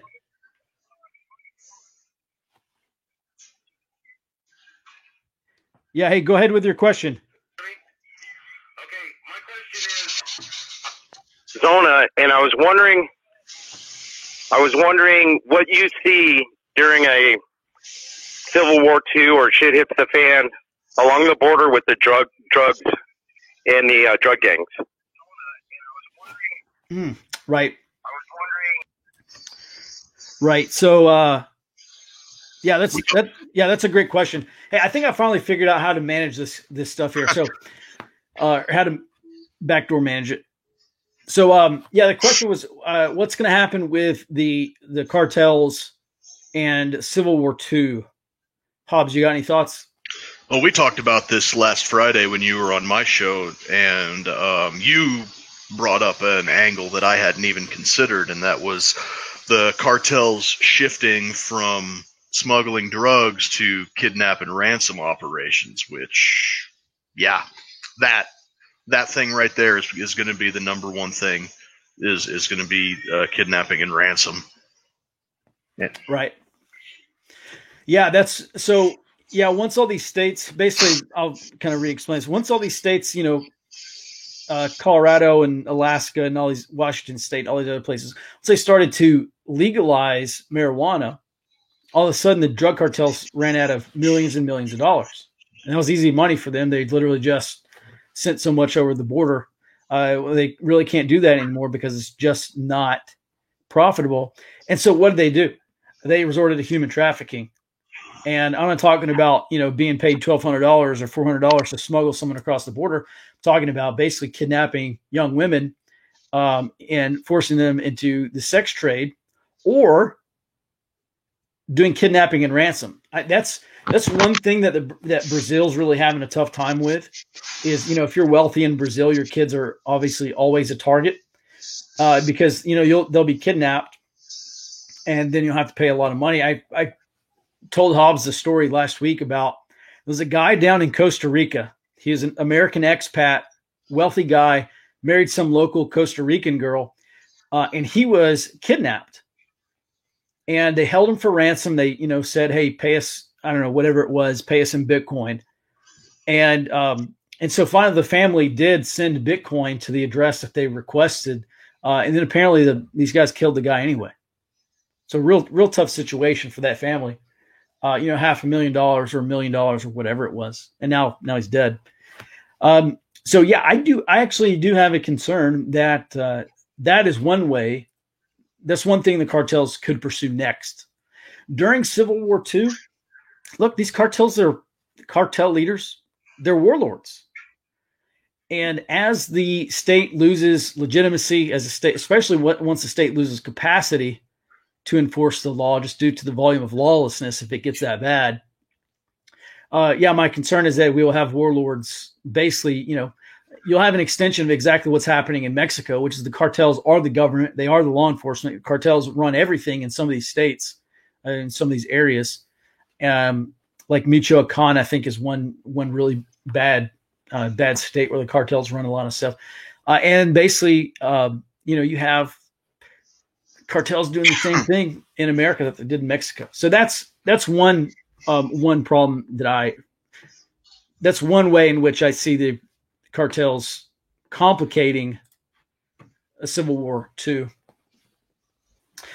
Jacob asks, do you recommend doing an area study with physical maps and topos or using Google Maps? Any issues with doing one or the other, and any resources you recommend? Okay. So I do recommend doing your area study on a physical map because I want a physical map backup. That said, there's also a lot of value in doing it on Google Earth because Google Earth Pro is free. It's very easy to do all this stuff. You drop pins and search for addresses or search for landmarks. You can drop a pin. It's very easy to use the polygon tool to draw out your area of operations and your area of interest. So one thing you could do is do it on Google Maps first. Do it on Google Earth Pro first if you're comfortable with doing that. There are ways you can use Google Earth without being on the internet, by the way. So you might want to do it on Google Earth Pro first, and then just copy. Like once you get everything semi-permanent, then you can copy that to an overlay, like a Duralar or an acetate overlay, onto your physical map. And I hope that answers the question. All right, Max Burn 101 asks, would a Biden / likely far leftist win fire up the right enough to matter? We saw the Trump slump in 2016 when everyone got comfy. I don't know, Hobbs, what do you think? I guess it probably all depends on what he does as the first order of business when he gets into office, or actually whoever his vice presidential. Let's take things one step at a time and first say that his vice presidential pick is going to be the most important aspect of this equation. Because if he picks somebody who is a confirmed, democratic socialist or whatever, then you're going to have a possibility of some very fire up worthy events go on. However, if his vice presidential pick is like a Democrat insider who's just kind of interested in firing up their base enough to keep the status quo and the power politics going as it is, you're probably going to have less of a concern. Now, as far as firing up the right, like I said, it's all going to depend on what he does when he first gets into office. Now, we've already seen the advertisements that are popping up where he's like ban assault weapons and all this other stuff. And when you've got people from across the political spectrum right now driving gun and ammo availability through the roof, saying ban assault weapons is probably one of the least intelligent campaign strategies that you can use at this point in time right now, because everybody is buying guns right now, not just right-wing lunatics like me and you. But yes, everybody's arming up for some type of war, and he's out there talking about ban assault weapons. So, yeah, I think it would fire him up. But depending on the vice presidential candidate, I think it's firing up the right in the same way that the right got fired up when Obama was elected, and not so much as fire up the right to do what the left is doing in major cities now, if that makes sense. Right. Yeah, one of the commenters previously said, answer the question, why isn't the right doing anything? Because the leftists they're operating in their own cities, and there's just not enough of the right wing in cities to really matter, not in terms of that volume. So I don't know, fire up the right enough to matter is fairly vague in terms of an intelligence requirement, but I get what you're going at. So a couple things I think are going to accelerate this conflict if Biden wins. Number one, he's already promised some form of amnesty in the first 100 days. And the grassroots right, or grassroots conservatives, they realize this, and more people on the right are realizing that amnesty is going to change the national political landscape. If amnesty goes through, you look at the number of states like Texas and Florida and North Carolina, where Trump's margin of victory is fewer than the number of illegals who reside in those states. Right there, amnesty would flip Texas. Amnesty would flip Florida. Amnesty would flip North Carolina, Arizona, lots of other states. So I think once Republicans finally start to realize that, I tell you, in terms of what the right can do, I think secession is, I don't know that I'm losing hope on secession. I've actually lost all hope for secession in the state of Texas. We can't do it through political referendum. There's no easy way for Texas to secede, even if there were a majority political will. So yeah, we might see parts of states try to secede. You look at Texas, you take out Houston and Dallas, and Austin, then, this places would be red for 100 years. And then, of course, if Biden really does try to go after guns, what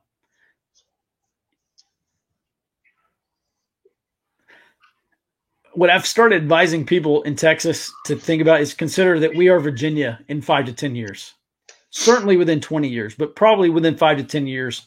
We've got a blue state house, we've got a blue state legislature, and a blue governor. And yeah, they're going to go after guns. So yeah, I think that's probably, where we're headed. I hope that answers your question. Hobbs, do you follow proprietarianism at all? Have you heard about it or anything? I have a vague understanding of what it is. I watched some videos on it, and it's definitely like right there at the upper threshold of my abilities to comprehend. I'm just kind of an idiot. I will tell you, man, I started following Kurt Doolittle. Was it last year, maybe, on Facebook? Mm-hmm. And I read his Facebook comments, him explaining stuff. I'm like, either I have like an IQ of 12, or this guy just absolutely makes no sense whatsoever. And like, I found that I had to read his stuff like 3 or 4 or 5 times before I actually, and I was new to it. So he's using a lot of terminology that I'm not familiar with, but I had to read his stuff like 2 or 3, 4 or 5 times just to like really start wrapping my head around what in the hell is this guy actually trying to say? Because it's not very clear and it's not very concise. So that's my first thought. Kurt would do well to have someone, and I think John Mark to a degree probably translated that stuff. Did you ever see John Mark's channel on YouTube? Yeah. He's the only reason that I know who you are is because of his stupid little breakdown of CW2, and then in the rare instance of a YouTube algorithm actually working correctly, it was like, because you watched this, check out this. And I was like, okay, let's see what this guy has to say, and here we are. Right. So at any rate, I wasn't. I guess I wasn't like disappointed. I don't know what the right word is, but that whole thing that they did in Richmond, I just kind of like, that like a lack of, not a lot of strong leadership. I don't think Kurt is the guy to actually run that. Kurt, I think Kurt is the philosopher behind, or the scientist or whatever behind. He says he's not a philosopher. Sounds like philosophy to me, but yeah, who knows? Yeah. And then there's a lot of people too that say this whole proprietarianism thing is just a honeypot to find people who want to, be the next founding fathers. And I don't know. If I could break in here, sure, yeah, go for it. Like you were saying earlier, you have to read through his explanations of it 3 or 4 times to actually get what he's saying and everything. And to me, when I started to understand what he was getting at, and after watching John Mark's more simplistic breakdowns of proprietarianism on YouTube and reading through all of this stuff, when I finally started to understand what he was getting at, it reminded me a lot of kind of like what we were talking about at the beginning of the stream with anarchism and voluntarism and even to a certain degree other utopian systems like communism and whatnot. It's it would work if we could all just agree, and that's the problem. Thing with anarcho-capitalists and anarchy and voluntarism and proprietarianism is that it requires everyone to be on the same sheet of music, and it requires everybody to be able to know how to play the piano. That's the thing. There's too many stupid people in the world for these big brain ideologies to actually work out, and I'm probably shooting myself in the foot as far as my libertarian bona fides go, but yeah, but some people are just too dumb to understand that treating people like you want to be treated, the golden rule, would work if everybody just did it. And you're always going to have predators. You're always going to have morons out there who are going to try and take advantage of people. And that's why things like anarchy and voluntarism and proprietarianism and stuff, you're going to have groups of people who are going to use force to get their way because they're too dumb to elucidate their ideas without it. Yeah. Yeah. I mean, it was tough. It was really tough for me to comprehend. All right. So we have a caller on the line. So caller, you are live. Go ahead with your question. Yeah. I just want to say thank you guys. You guys are doing a great job. Also, I do not see Biden as actually running. I see him as just taking the flack for the real candidate. Right now, he's just a presumed candidate. So my question is who do you guys really think the Democrat national candidate will be? Thank you. Yeah, that's a good question. Yeah, thanks for the support. Thanks for the call. I don't know, Hobbs. He says Biden's not going to be the dude. What say you?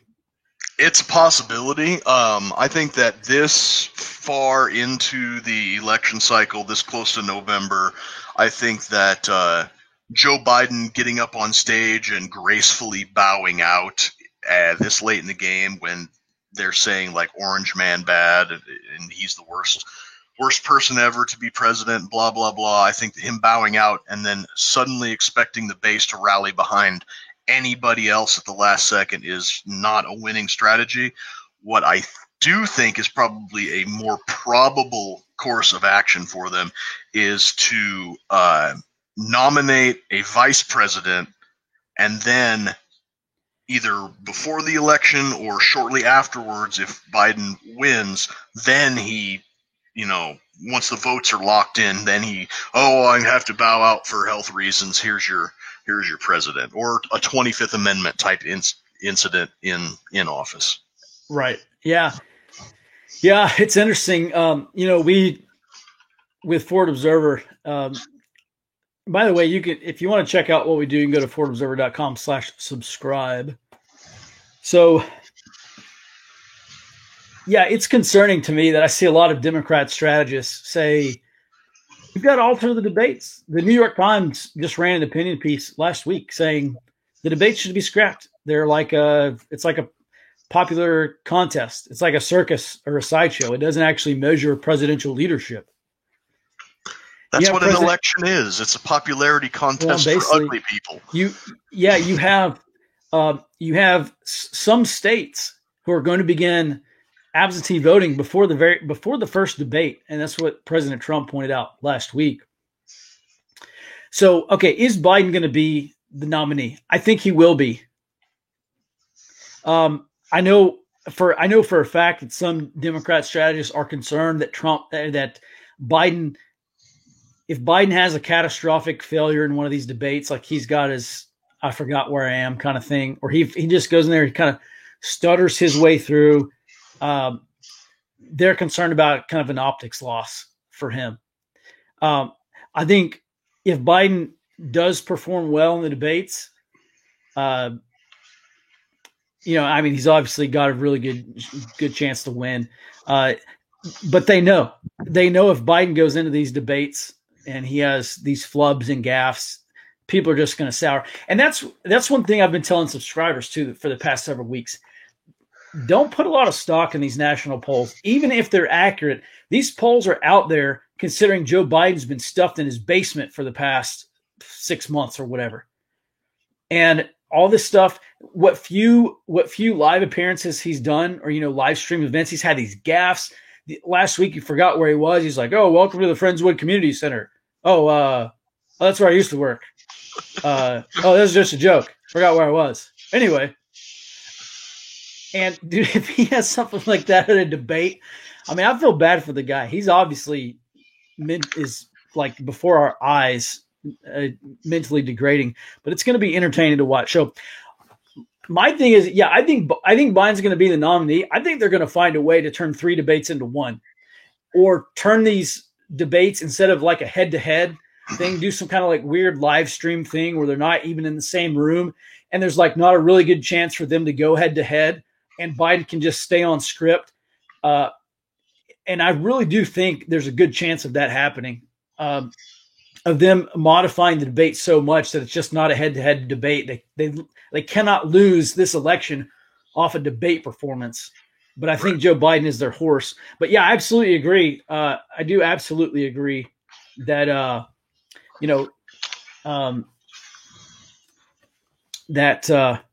the vice president is about 12 minutes away from becoming president at any given time if Biden does win. Right. As far as the debates go, they will almost definitely use coronavirus as an excuse to either do it over, an online thing, not having a podium, not having a crowd.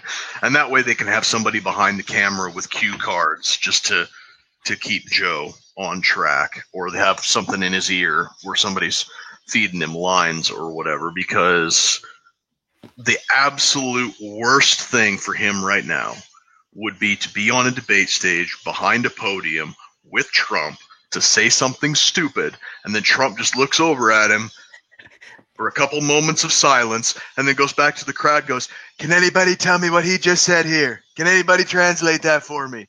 Whole crowd erupts in laughter. That's the end of the election. That's right. Yeah, that's what Democrats fear. For sure. Absolutely. That's what the strategists are afraid of. All right, we got a caller on the line. Let me add him to the stream. And all right, go ahead, caller, with your question. Hello, gentlemen. Good stuff. Been listening to for a couple of years now. So just a quick question. As we're focusing domestically on the issues going on, there's a lot of conflict starting to maneuver itself with other countries, like China, Russia, stuff like that. So do you see there being a potential for them to take advantage of what's going on here? And if they do take advantage of it, you think it's going to be a more hands-on ISI-Taliban type relationship, or something else? And I'll take my question off the air. Thank you. That's good. ISI being the Pakistani Inter Services Intelligence. ISI. I think that's it. Inter Services. Basically, their agency. Hobbs, go ahead. What do you think? Honestly, I see that as being a probability, not a possibility.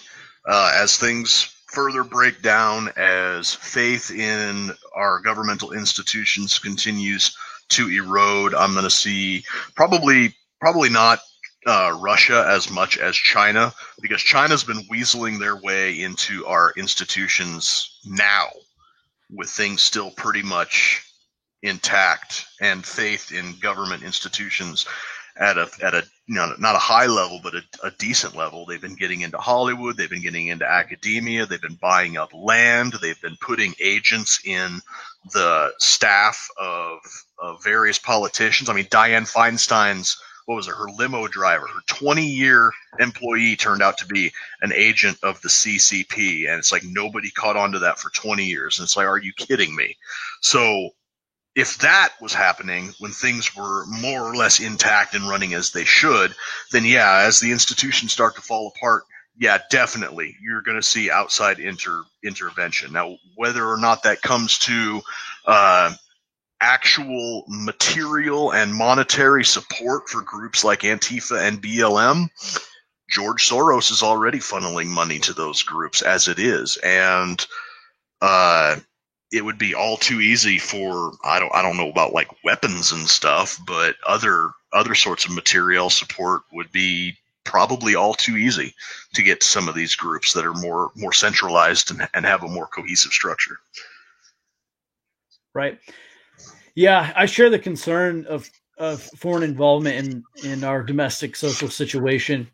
I'm not sure that they ever published what was really going on, but you saw those articles about DHS or DHS finding those firearm shipments or whatever they were. I don't even know that they published exactly what they were. Did you ever hear anything about that? I read an article from the Epoch Times on it, and I think that the headline was kind of clickbaity, because I think what they were really seizing was, every once in a while, if you're scrolling through Facebook, you'll see those ads from Wish.com pop up. Yeah, right. And if you swipe right on them a little bit, you'll get past the double-ended dildos and crack pipes, and you'll get to like a Glock Auto Sear that says it's for an airsoft gun, but it's actually a fucking Glock Auto Sear. And I think it was mostly that stuff, where they didn't seize a shipment of 10,000 machine guns. They seized 10,000 individual shipments of illegal machine gun parts from China. So I think that's what that was. Right. Yeah, I know. I looked at that and I thought it was interesting, and I didn't. External support to an insurgency is, especially as long as U.S. intelligence has a capacity that it does, seems kind of screwy to me. But the soft power stuff, the inform and influence, propaganda, IO campaigns and stuff. China's been doing that stuff. China took out a 4-page ad in the Des Moines Register targeting farmers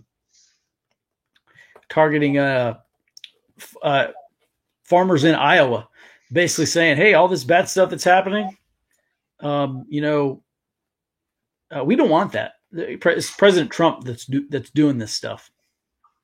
So at any rate, yeah, that stuff definitely is concerning. Let's see. All right, yeah, we're still taking calls. Whatever you want to talk about, just keep it within the realm of politics and intelligence or guns. Hobbs is worked in the ammo industry, very, very knowledgeable. So if you have any questions about that stuff too, phone it in 512-588-8291. Is there any place to find surveillance intelligence information? Okay, surveillance intelligence. You mean how to conduct surveillance? Or are you talking about actually people being surveilled in intelligence? I don't know. Come up with a follow-up question. I'd like to answer it. If you're just looking for how-tos, there's all sorts of, like Paladin Press and a bunch of those other folks, they have all these kinds of surveillance manuals. If you want a good surveillance manual, check out a counter surveillance manual. Find out all the stuff they're teaching these guys how to work against. And that will give you a lot of good ideas about what to do or what not to do. All right. Hey, Rebel Prepper, thanks for dropping by. Hang loose. Here you go. Is HST, I guess that's a pistol round. Is that the best, Hobbs? Oh, the federal HSTs. Yeah, they're good. I don't know about best. Best is kind of subjective. They all kind of do the same thing, especially when you're dealing with handgun rounds. I mean, there's the FBI protocol. The HSTs are used by a lot of law enforcement agencies. The FBI, they just did a huge contract for 9mm with Hornady, which is where I used to work at, and for the critical duty. The critical duty works great. The HSTs are great. Gold dots are great. The Winchester, whatever they're, the SXTs, those are good. You know, all these premium self-defense rounds, they do more or less the same thing to various degrees, and you really can't go wrong. If we got a caller, I'll let you take that, but go ahead. Yep. All right. Yep. So we got a caller on the line, and caller, go ahead with your question. Thank you. I see people in the chat are getting sort of like caught up in the weeds of, you know, like bigger ideas. You know, if it comes to like a genuine domestic insurrection type situation, I think we need to focus on the basics. Shot placement, unit cohesion, leadership, command, control, and communication. You know, and from there, everything flows. If there is no leader, then you are the leader. Mm-hmm. Cannot hear you. Yeah.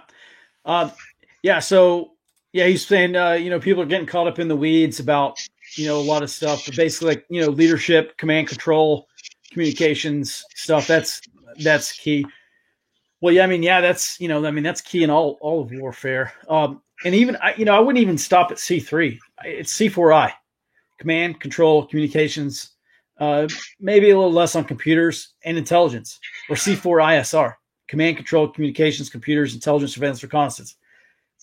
You know, a good friend of mine, actually, he's a former SF guy, says, you know, look, we basically need to be focusing on three things.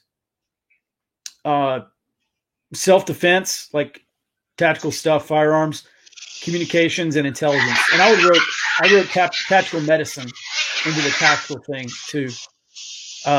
So, you know, tactical stuff, self-defense and medicine, communications and intelligence. Would you add, you know, I mean, logistics, you know, it's hard to say that logistics is not important. Yeah. Hobbs, what do you think?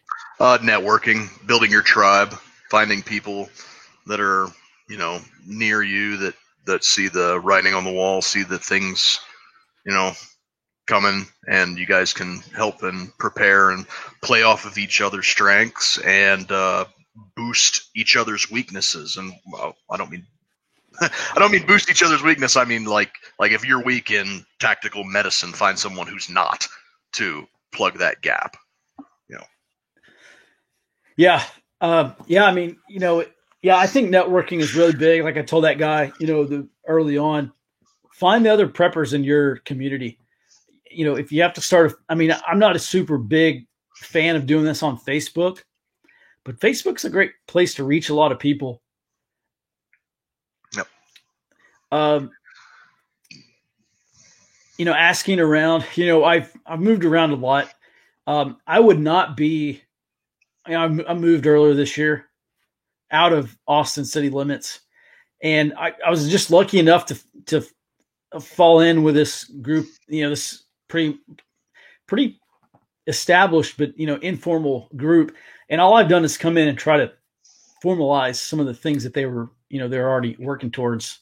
And I tell you, I feel really, I can really sympathize with people who live in a place and they don't know how to reach out to other preppers. They don't know how to find them. I would say PrepperNet is a good place to look.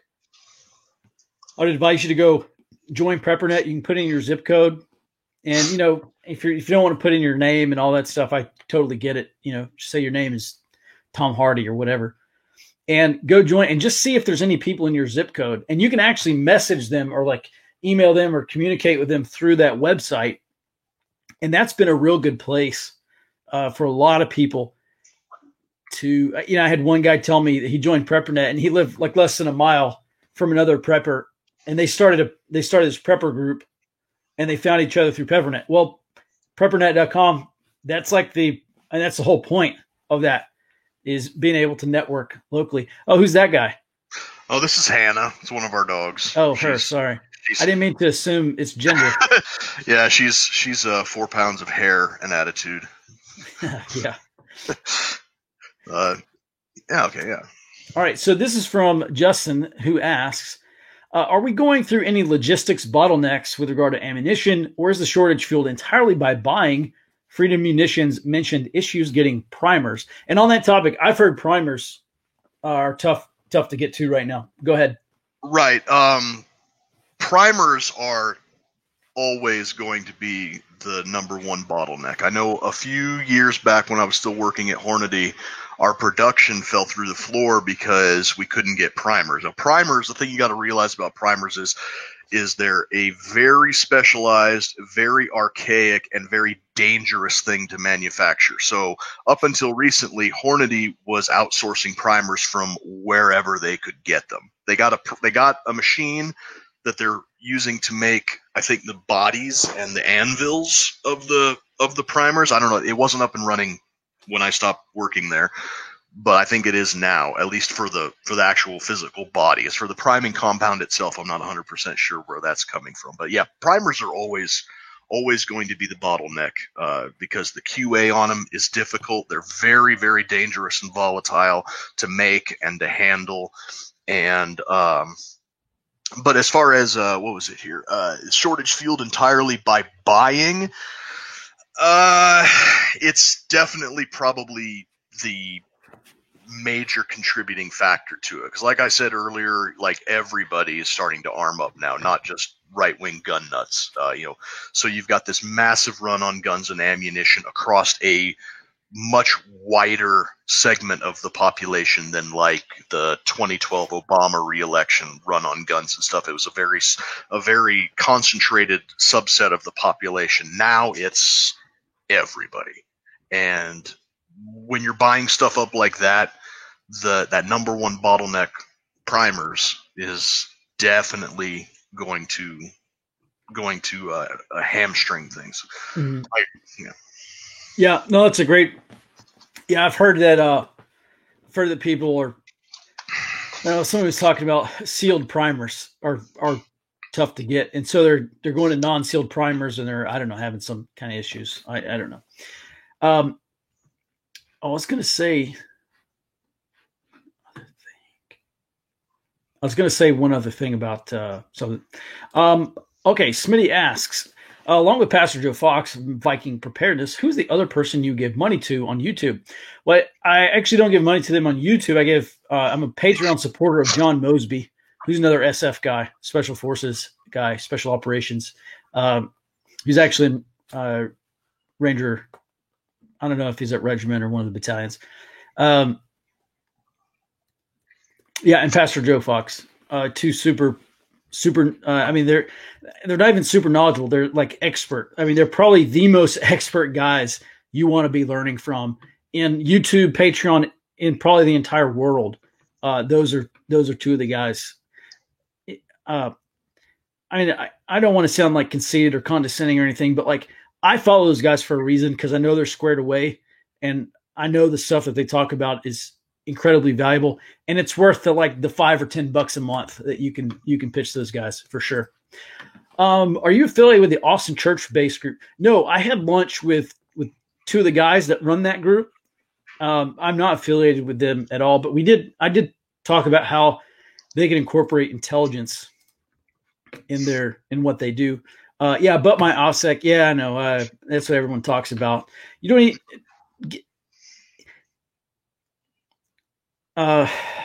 People fundamentally misunderstand OPSEC.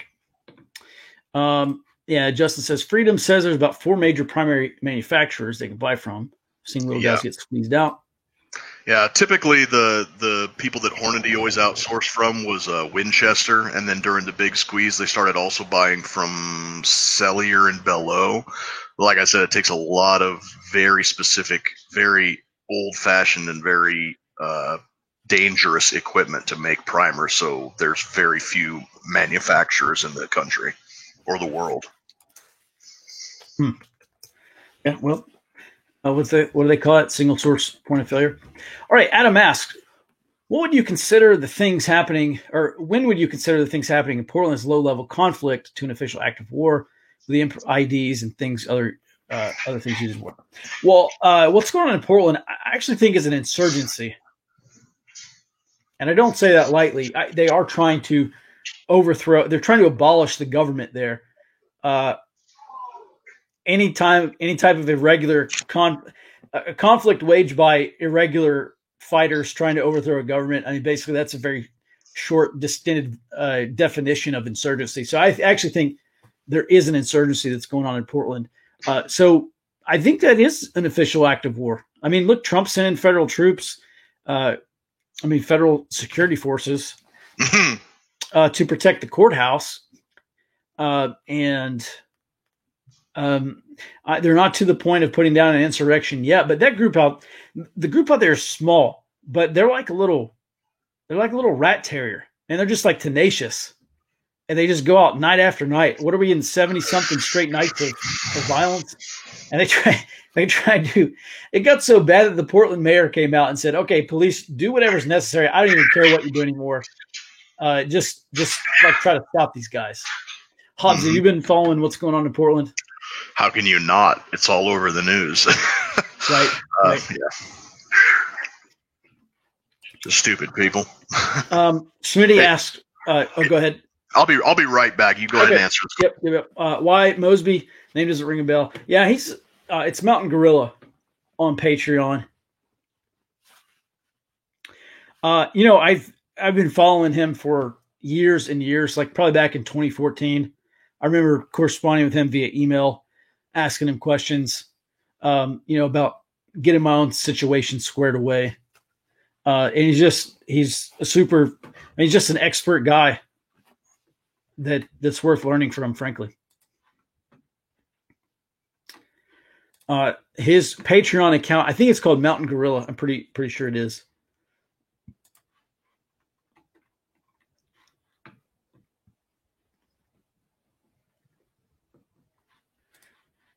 Whoops. All right. Laurel says we should be wrapping up. That's actually probably true. Hobbs, besides FO, are there any podcasts or YouTube folks that you follow or support through Patreon? Nope, just Viking Preparedness and Mountain Gorilla on Patreon. That's it. No Name. Yeah, I think we're running on 2.5 hours now.